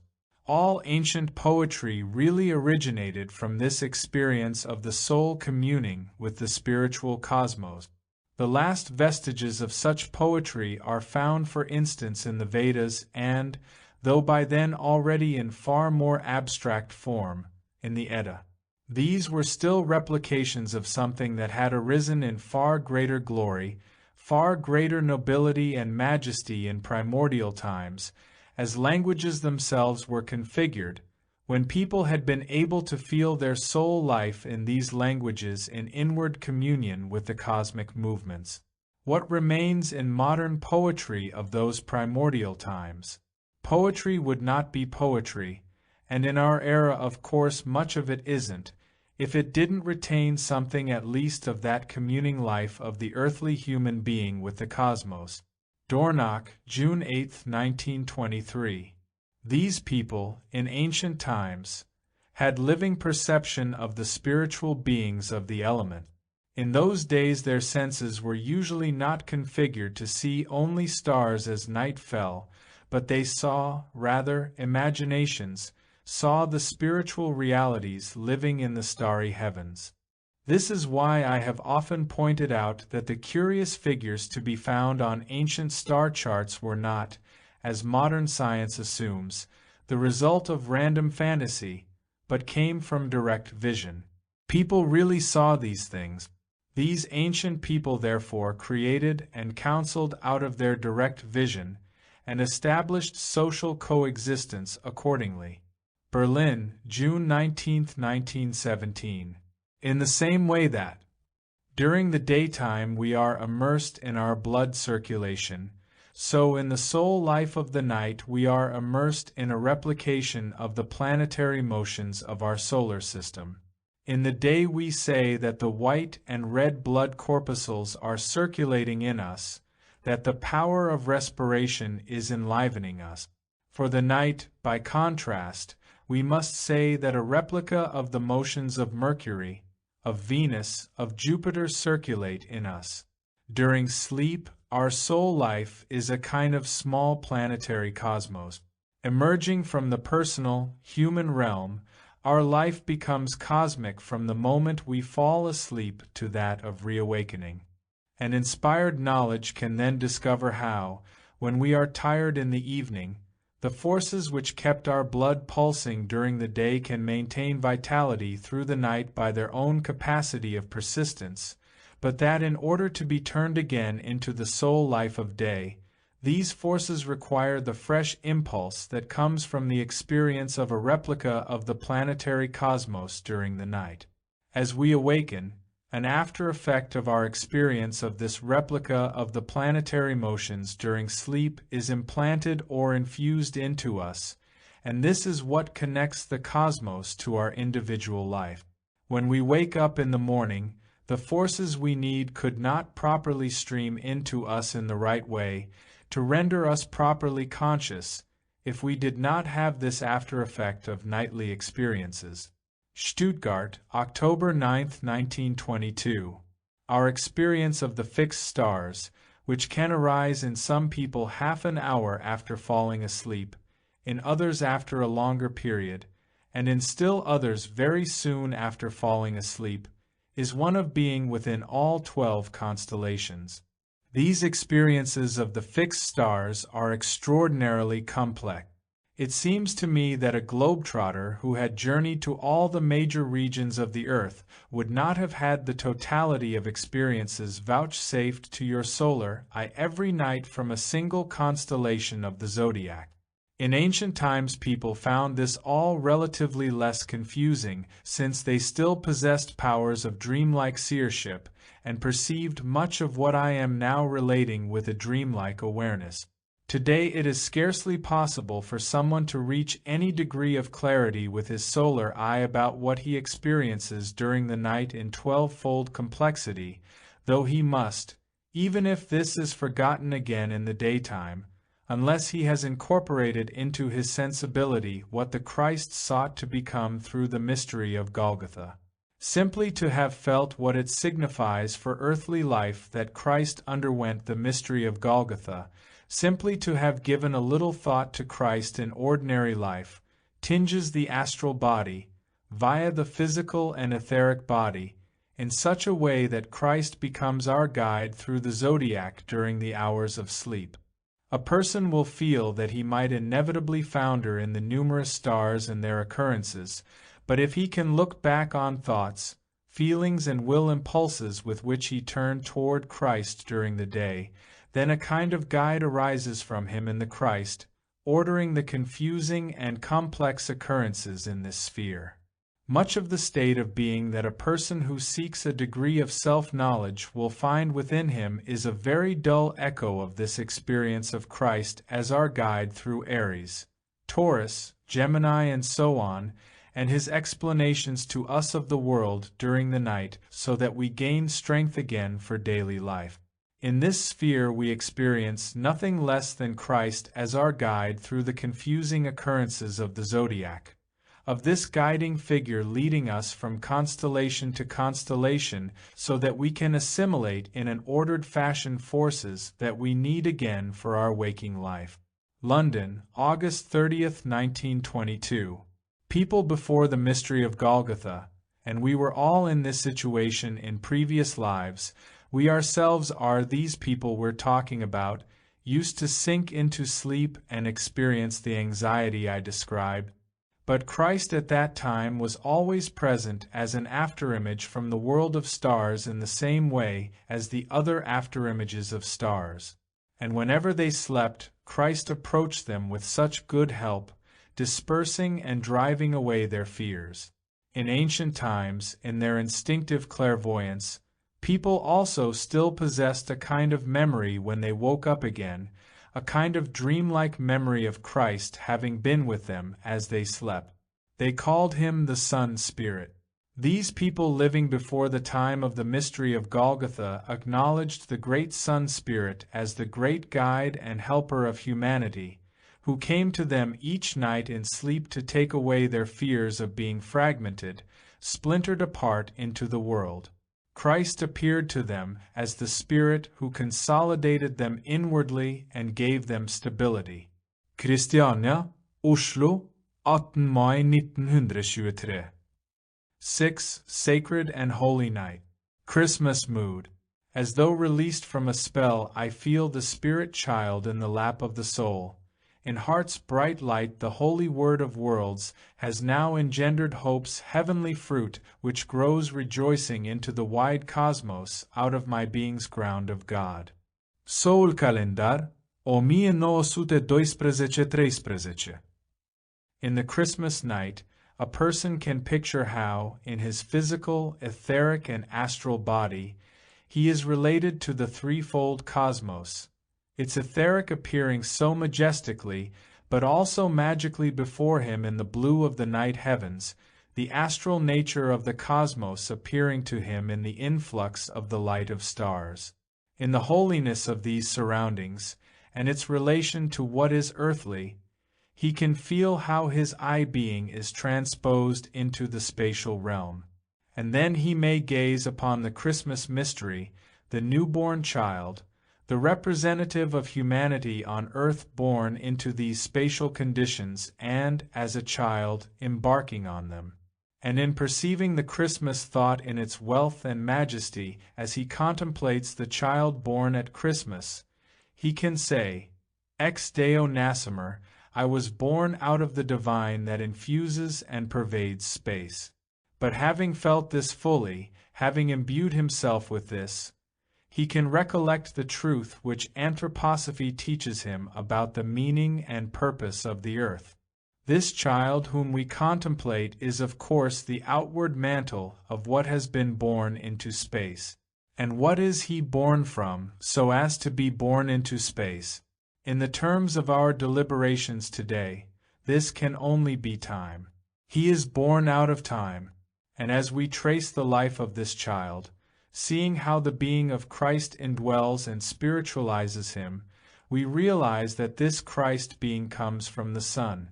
And gazing up to the sun, we can say that we discern, in its light, time hidden from space. Time indwells the sun's interior. And from this time that weaves within the sun, Christ entered spatial conditions upon earth. So what do we have in the Christ on earth? We have what connects, unites with earth from outside space, something that comes from without. Now consider how our picture and idea of the universe is altered from our usual ideas of it if we really take this contemplation seriously. In the universe we have the sun with everything that appears part of it in the cosmos, all that is enclosed in the blue of the sky, the world of stars. There we also have the earth with humanity. But as we look up from the earth to the sun, we are gazing also into the flow of time. Something very significant follows from this, that we only look up rightly at the sun if, in the spirit, say, we forget space and heed only time. As such, the sun does not only emanate light but also space itself. And when we look into the sun, we are looking away from the realm of space. That is why the sun is this unique star, because through it we look away from space. But it is from this realm outside space that Christ came to humankind. When Christ founded Christianity on earth, human beings had been all too long merely in the ex Deo nascimer, had formed an affinity with it and had lost time altogether. They had become nothing but beings of space. With our modern consciousness and culture, we find it so hard to understand old traditions, since these invariably reckon with space, really, and not with the element of time. They regard time, temporality, only as an appendage to the spatial realm. Then came Christ, bringing us the element of time again. And as human hearts, human souls, human spirits unite with the Christ, they regain the stream of time from eternity to eternity. What else can we human beings do when we die and, in other words, depart this world of space, than cling again to what gives us time back? Since, at the era of Golgotha, humanity had become beings of space to such a degree that they had lost time. Christ brought time back to us again. Dornoch, June 4, 1924. If, on this day that should be consecrated and dedicated to a recollection of the Christ impulse, we can feel that something is kindled in our hearts throughout the year through our earnest endeavors in spiritual science, then our hearts will feel that these places where we gather are cribs, and these candles here are symbols. These cribs, by virtue of the sacred mood contained here, and these candles by virtue of their symbolic gleam, contain what should be prepared by both Christmas and Easter as a great era for humanity, the resurrection of the holiest spirit of truly spiritual life. Let us try to feel this, that our auditoria become cribs at Christmas, places where, secluded from the outer world, something magnificent is being prepared. Let us learn to feel that if we learn diligently all year, then our insight, the wisdom we have earned, can culminate on this Christmas Eve in fiery feelings leaping from the fuel we gather all year by immersing ourselves in great teachings. And let us feel that in doing so we cultivate remembrance of the greatest impulse in humanity's evolution, that the belief can live here among us that the sacred flame and hopeful beam originally kindled in the small confines of a crib will shine out into humanity. Then it will be strong enough, powerful enough to penetrate even the most obdurate, prosaic nature of life, firing, warming, and illumining it. And then we can feel the Christmas mood here to be one of hope for that great Easter mood of the world, which will give expression to the living spirit needed by a new humanity. We best celebrate Christmas within our soul if we fill the coming days with this mood. Fill it so that with our Christmas we are spiritually preparing the Easter of humanity, the resurrection of spiritual life. Yes, indeed, our places of work should become cribs at Christmastide. The child of light should be born, kindled throughout the year by our immersion in spiritual scientific wisdom.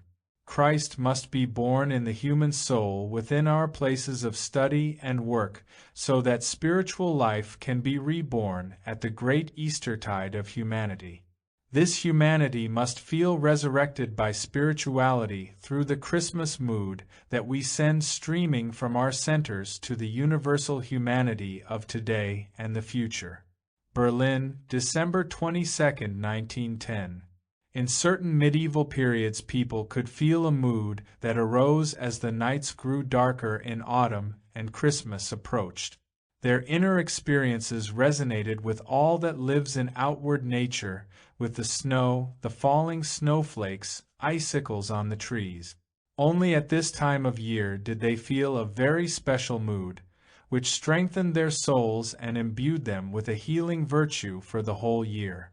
This really did renew the soul. It was a real power. Decades ago one might still encounter the last vestiges of such feelings. I can tell you, and witnessed it myself in completely mundane ways, that back then you could find the most wayward lads, real good-for-nothings who would not dare to be impious as the days grew shorter. Those who always got into brawls were suddenly mischievous no longer, and those who rarely brawled stopped doing so altogether around Christmas time. A real power lived in people's souls. For a few weeks around Christmas this whole world of feeling held sway. And what was it really that people were feeling? Condensed into feeling was a sense of our descent from divine, spiritual heights to the deepest nadir of the physical plane, a receiving of the Christ impulse, a turnabout of the human being's path, and our rise again to divine, spiritual heights. This feeling arose from everything connected with the Christ event. Stuttgart, December 27, 1910. Oh, it has to be said that a profound feeling awakens in our soul when, compressed into the one night from 24 to December 25, we find in our reflections, our feeling reflections, what humanity received through the luciferic powers in the journey from Adam and Eve through to the birth of Christ in Jesus. If we can feel this, then we do adequately feel the significance of this festival, and what could be set before humanity through it. When people use this occasion, this waymarker in time, as meditative contemplation, then it does seem possible for humanity to become aware of its pure origins in the cosmic powers of the universe. Raising its gaze to the cosmic powers of the universe, and delving through theosophia, through real spiritual wisdom, a little way into the secrets of the universe, humanity can become ripe again to comprehend a higher level of the festival of the birth of Jesus in the way the Gnostics comprehended it, the festival that should by rights be celebrated on January 6th, that of the birth of Christ within the body of Jesus of Nazareth. But, as if to enable us to immerse ourselves in the 12 universal powers of the cosmos, the 12 holy nights intervene between the Christmas festival and the one that ought to be celebrated on January 6th, and nowadays is the festival of the Three Kings.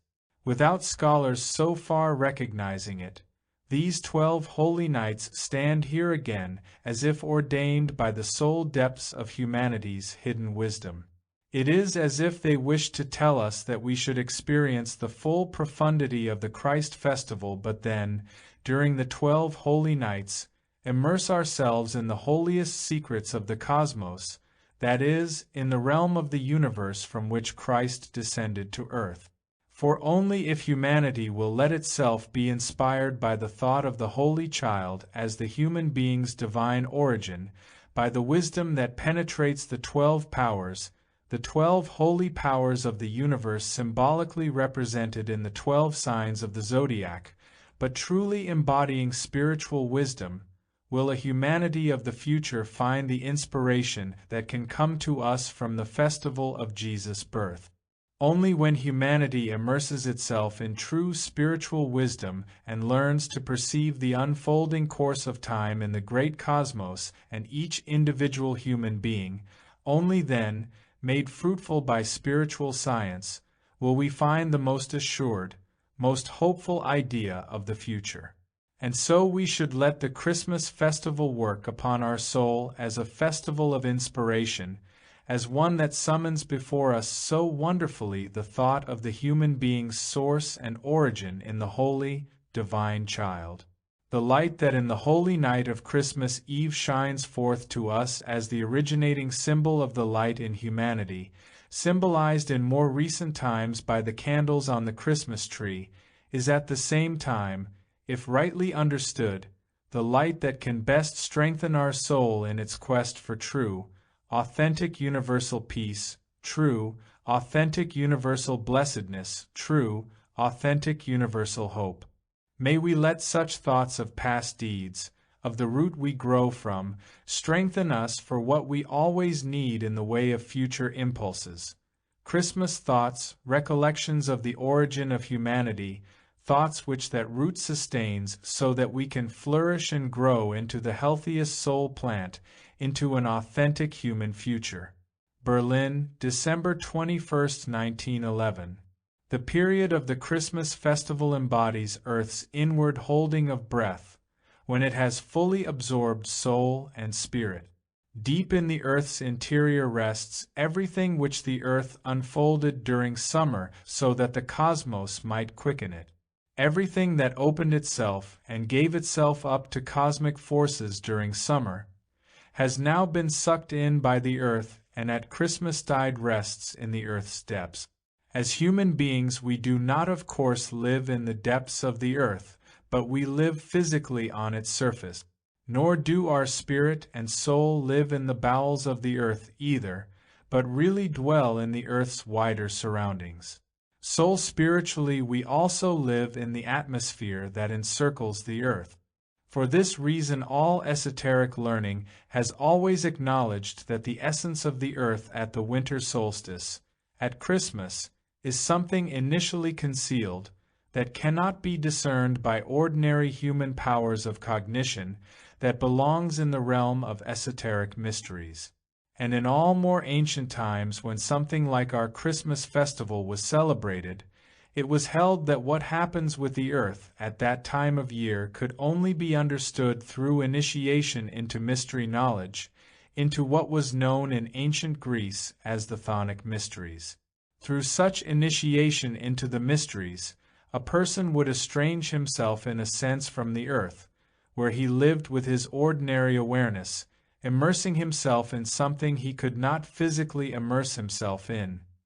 He would submerse himself in the soul spiritual realm, coming to know what the earth becomes at midwinter by breathing in and absorbing its spirit and soul.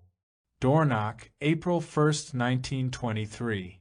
The Christmas festival harkens back to the night of initiation held in the Great Mysteries.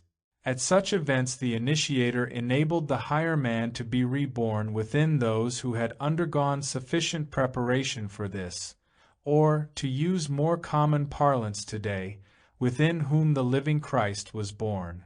This preparation of mystery pupils for awakening involved first teaching them the significance of this awakening for the greater universe. Only then were the final rites for awakening undertaken, at a time when the darkness is greatest, when the outer sun stands lowest in the sky, at Christmastide. Those familiar with spiritual realities know that this is when cosmic space is pervaded by forces favorable to such awakening.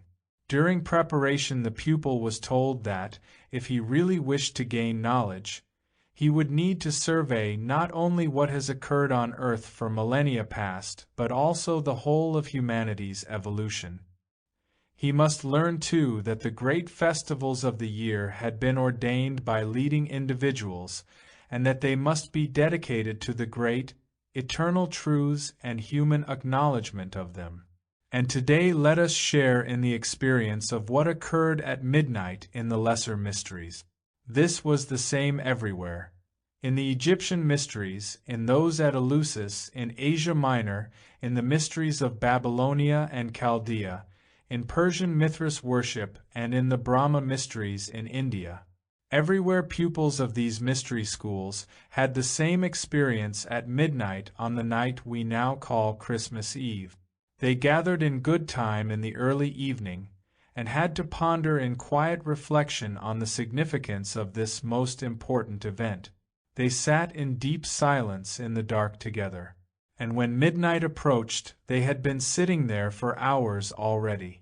Thoughts of eternity unfolded within them, and then, toward midnight, mysterious tones could be heard filling the room, surging and fading. Hearing these tones, the pupils knew them to be the music of the spheres.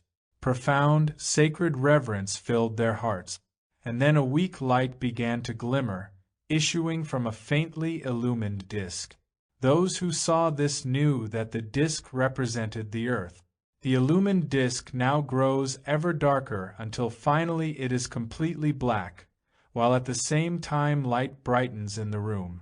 Seeing this, they knew that the sun, which otherwise illumines the earth, has become hidden from view. The earth can no longer perceive the sun. Then rainbow colors begin to spread outward from the earth disk, in circle after circle. Seeing this, they knew it to be the iris. At midnight, in place of the black sphere of the earth, there rose a luminous violet-red sphere on which a word was inscribed. The word differed according to different cultures where this mystery was enacted. In our modern language, it would be Christos. Seeing this, the pupils knew it to be the sun. It appeared to them at midnight, when the rest of the world dwells in deepest darkness. And the pupils were taught that they had now experienced in images what is called in the mysteries, seeing the sun at midnight. Someone who has been truly initiated really does learn to see the sun at midnight, for the material world has been extinguished in him. Only the sun of spirit lives within him, and outshines all the darkness of matter. This is the most blessed moment in humanity's evolution, when a person finds that he is living in eternal light and released from darkness. It is this moment that was pictorially conveyed, as I have described, year after year in the mysteries, at midnight on Christmas Eve. Berlin, December 17, 1906. But if you are connected with the spirit of the earth, with what lives spiritually within the earth, you awaken to your inwardness. That is, like Olaf Asteson, you fall asleep outwardly, preferably at the Christmas period, during the 13 nights. This is also an esoteric reality, signifying for occultism precisely the same as, say, the reality of the sun's outward position signifies for materialistic science. Of course, scientists will think it self-evident to describe the passage of the sun in summer and winter in purely external, astronomical terms, and will regard as idiocy the esoteric reality that the spiritual position of the sun is most intense in wintertime, and that therefore conditions then are most favorable for someone who seeks a deepening of soul connected with the spirit of the earth and all spiritual truth. Someone seeking such deepening will find that he best experiences this in the 13 days of Christmas, that at this period, without us noticing it, experiences rise up within. But it is also true to say that in modern times people are more emancipated from outward conditions so that occult experiences can arise at any time. But insofar as outward things do still affect us, the time between Christmas and New Year is the most important period of the year for these things. Berlin, January 7, 1913. At Christmas time the gods gaze in upon the earth and discern all that lives in human beings and departs from them with their eye and astral nature. We really should ponder the following picture which describes a reality, that in winter the earth's windows open and the angels and archangels behold how people are on earth. Here on earth, in modern culture, we have gradually accustomed ourselves to accepting that our knowledge of things must inevitably be couched in sober and prosaic ways, that it is unpoetic. Higher beings always remain poets, and it is therefore always wrong to describe their nature in sober, prosaic, physical words. Instead, we must always reach for words such as the ones I just used when I said that in winter the earth's windows open and the angels and archangels gaze through to see what human beings are doing all year. The beings of the higher hierarchies, even when they think, are poets and artists. The logical thinking we tend to engage in and elaborate is only an outcome of the earth's gravity, which is not to say, of course, that it isn't very valuable on earth. Now for these angelic beings, the essential thing living in human beings is really the sensibility that comes to expression in their conduct. Angels gazing through the Christmas windows are not interested in the elaborate thoughts of university professors, or so much in our thoughts in general. What is happening in human feelings, in human soul and sensibility, is connected with this seasonal cycle of the sun and its cosmic significance. Whether we are stupid or clever on earth is not of much concern before the gaze of divine, spiritual worlds, but only whether we are good people or bad, people of keen sensitivity or egotists. It is this that is conveyed to cosmic worlds through the season's cyclical dynamic. Dornoch, December 1, 1922. Winter solstice.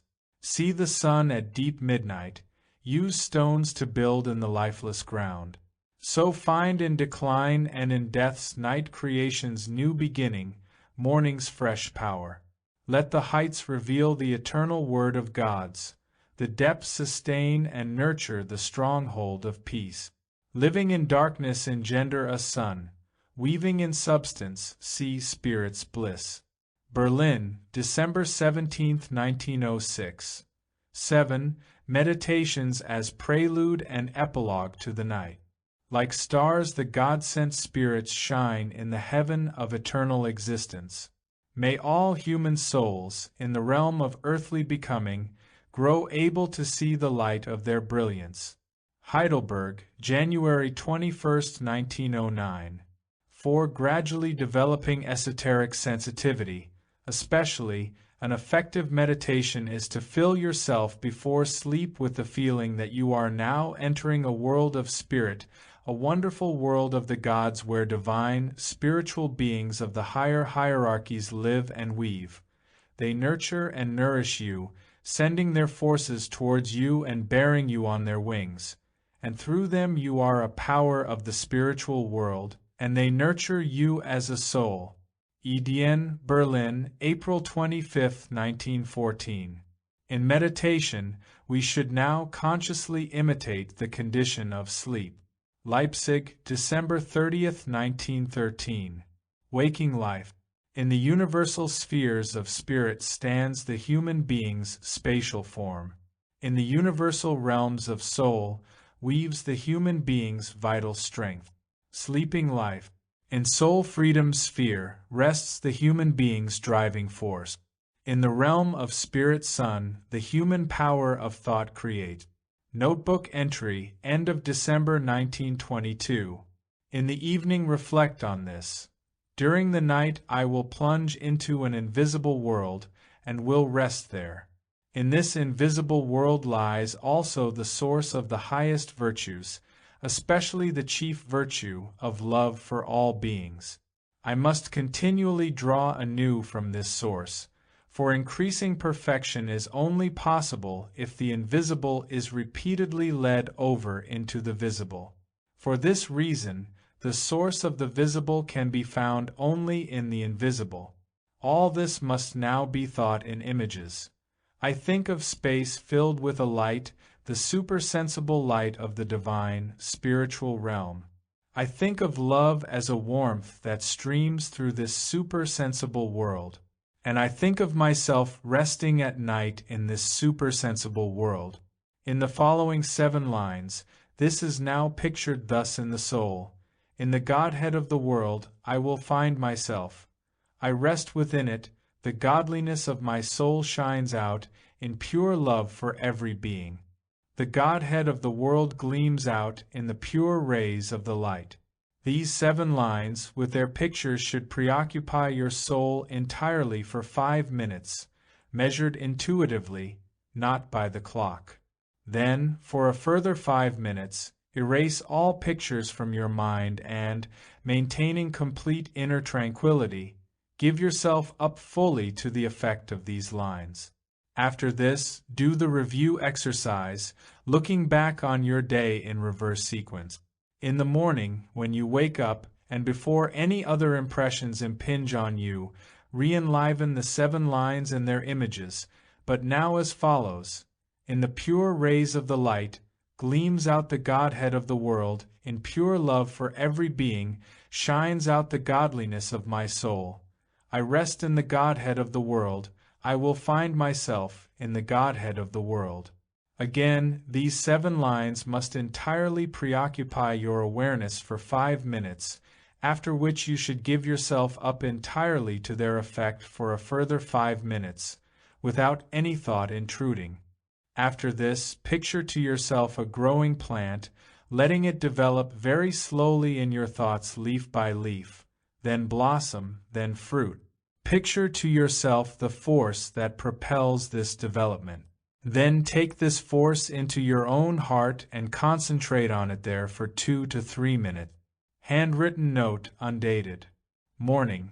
A white ray of the bright sun falls into my heart. I grow strong through the white ray. Thrice it strengthens my eye. Evening. Darkness, spirit darkness envelopes me. From the dark I will receive the light, the bright dark light. 4 Hedwig Lindhoff, 1924. Morning. Radiant sun star, luminous home of world-shaping beings, open up my heart and sensing soul, so I may be vigorous in time and eternity. Evening. To live in the spirit and spiritually breathe is the soul's impulse, and it will come to me when I sleep, my eyes closing protectively. 4 Mrs. Roberts, November 1921. Morning. From the realm without feeling, I have entered the feeling realm. I lived in the spirit while I slept without feeling. I live in sense when I wake and feel. I must call divine both the realm without feeling and the feeling one. In God am I when awake, and sleeping too, I am in God, from whom I come, and to whom I return. Evening. To God from whom I come, I return. I am in him when asleep, I am in him when awake. Both the feeling realm and the one without feeling I must call divine. I live in sense when I wake and feel. I live in spirit when I sleep without feeling. In sleep I enter the realm without feeling. The realm without feeling is in the spirit. Sleeping I will be in the spirit. For a blind boy, undated. In the breadths of the spatial world, brilliant light holds sway, so that things reveal themselves. In the depths of the human heart, light becomes the power of thought, so that souls can live. Light of the heart and light of the world. God dwells in their finding, within offering human souls. Thus lives the waking human being in worlds of unfolding sense. In the breadths of the world of spirit, sense extinguishing dark holds sway so that the spirit can announce itself.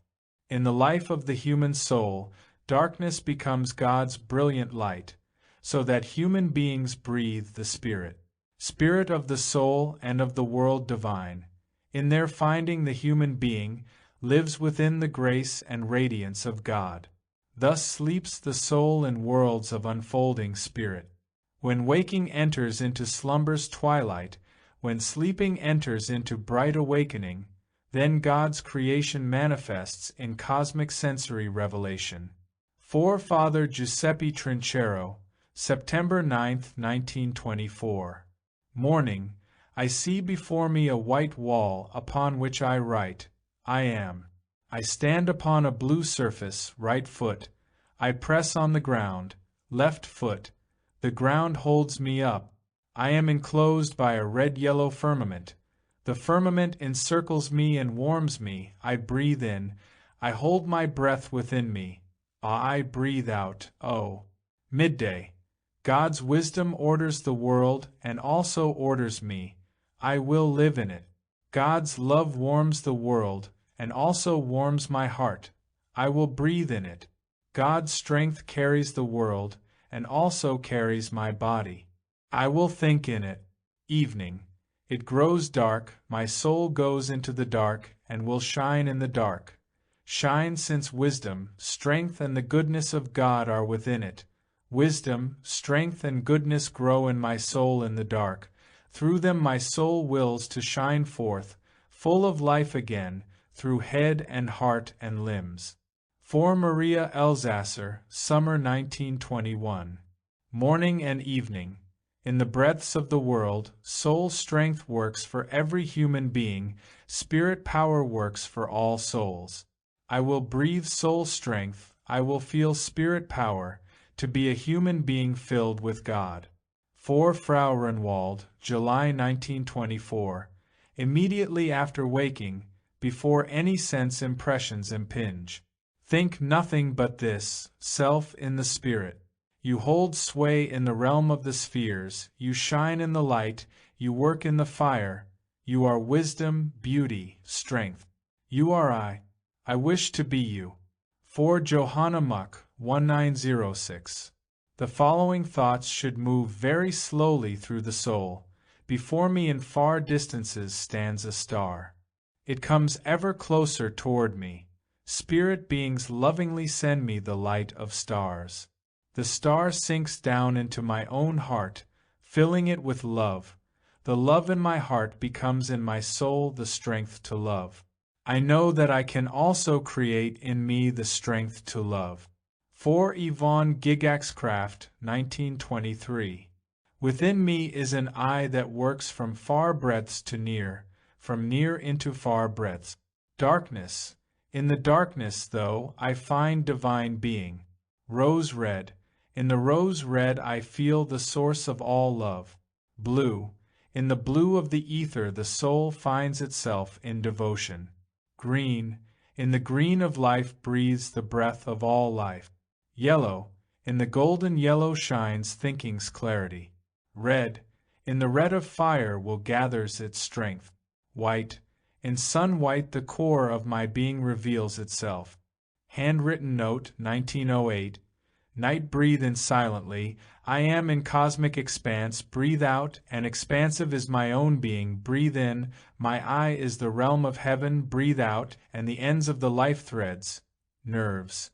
Hold breath are the stars, breathe in slowly, the stars in my cosmic eye, breathe out slowly, and my pupil is the moon, hold breath, I see, breathe out slowly, I see the firmament and a point, breathe out quickly. Is the firmament, breathe in quickly, the firmament is my soul. Hold breath, My eye-bearing soul, breathe out, breathe in silently, breathe out silently. Notebook entry, 1923. 8 Verses and Prayers. Blue firmament, deep blue, star-strewn. The moon moves across, mild light shining from it. Mild light enters my forehead, moonlight. The sun sends it, the moon makes it mild. May it make me well. Undated. Like stars, the God-sent spirits shine in the heaven of eternal existence. May all human souls, in the realm of earthly becoming, grow able to see the light of their brilliance. Heidelberg, January 21, 1909. As from the blue ground of spirit, the gold-gleaming stars, so from the depths of my soul, the strong powers that sustain me. For Hermine Stein, on the death in battle of her son Friedrich, on March 22, 1915. Christmas 1920. The soul of the earth is asleep in summer's hot days. The sun's bright mirror blazes in outward space. The soul of the earth awakens in cold winter time, and then the true sun shines spiritually within. In summer's joyful day, earth sleeps deep. In winter's holy night, earth rouses, wakes. For Helene Rockling, Christmas 1920. See the universally active, eternal powers of the stars in their stillness. Notebook entry, 1924. Look into the realm of your soul, and there you can feel the powers of light, of all the cosmic breadth, and the workings divine, of time's unfolding course. Look into realms of sun and universe, and there you can see the spirit light of your own heart, and also the creative working of your powers of soul. Thus joyfully, the human soul can find in the depths of heart cosmic, starry heights, and the human eye find in cosmic, starry heights, heart-deep spirit weaving. For Charlene Hupswegman, November 1924. Into starry expanses, toward the dwellings of the gods, my soul turns the gaze of spirit. From starry expanses, from dwellings of the gods, streams the power of spirit into my soul. For starry expanses, for dwellings of the gods, lives my spirit's heart through my soul. For Marie Steiner, Christmas 1924. In tranquil quest, in light aspiring life of soul, my eye bears me toward the source, from which human beings draw their true essence. Handwritten note, undated. In the wide universe, weaves the true nature of the human being, in the human core, is mirrored the image of the cosmos. The eye unites both, thus creating the true meaning of existence. For Marie Hahn, Autumn 1917.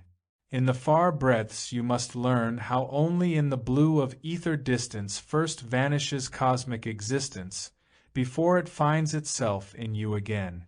Dornoch, December 8, 1923. Sun above me, sun in the heavens blue, I on the star of earth. Green shines the earth, out into cosmic breadths. The green of plants gives earth one single green star color. Divine powers of metals, deep within gnome homes, tinge the starry blossoms red and blue and yellow upon the green starflower ground. Handwritten note, undated. The stars shine, it is night. Stillness fills space, all is quiet. I feel the stillness, I feel the silence. In my heart, in my head, God speaks, Christ speaks. For 10-year-old Nick Fichter, June 1924. From the stars I did come down. To the stars will I raise myself aloft. With Michael will I act. For Christ will I live. For Alfred Miebold, undated. Evening prayer. My heart gives thanks that my eyes may see, that my ears may hear, that waking I may feel in mother and father, in all dear people, in stars and clouds. God's light, God's love, God's being, that in sleep these keep me safe with their love, their light, their grace. For the children of the Heisler family, June 2, 1919. Prayer at the ringing of evening bells. To wonder at beauty, guard the truth, honor what's noble, resolve to do good. This leads human beings in life to their goal, in deeds to what's right, in feelings to peace, in thinking to light. And teaches them trust in the workings of God, in all that exists in the universe, in the innermost soul. 7-year-old Pierre Grotiens, 1913. Stars once spoke to us. Their silence now is world destiny. Awareness of the silence can be suffering for our earthly being.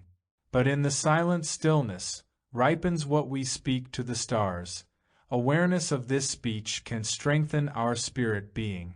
For Marie Steiner, December 25, 1922. Spiritual communion in Earth's workings, given in the reflection of substances, the heavenly beings of stars approach me. I see them lovingly transform in will. I experience myself as soul, in watery life, forming me through the forces at work in substance. The heavenly deeds of stars penetrate me. I see them wisely transform in feeling. I experience myself as spirit. Dornoch, December 31, 1922, Christmas. At the crux of time, the spirit light of worlds entered the stream of earthly being. Darkness of night had held dominion, bright light of day shone into human souls, light bringing warmth to simple shepherd hearts. Light that illumines kings' wise heads. God-filled light, Christ's Son, O warm our hearts, illumine our heads, so that good may be all that we firmly determine upon, from the depths of our heart, with the clarity of our heads. Dornoch, December 25, 1923.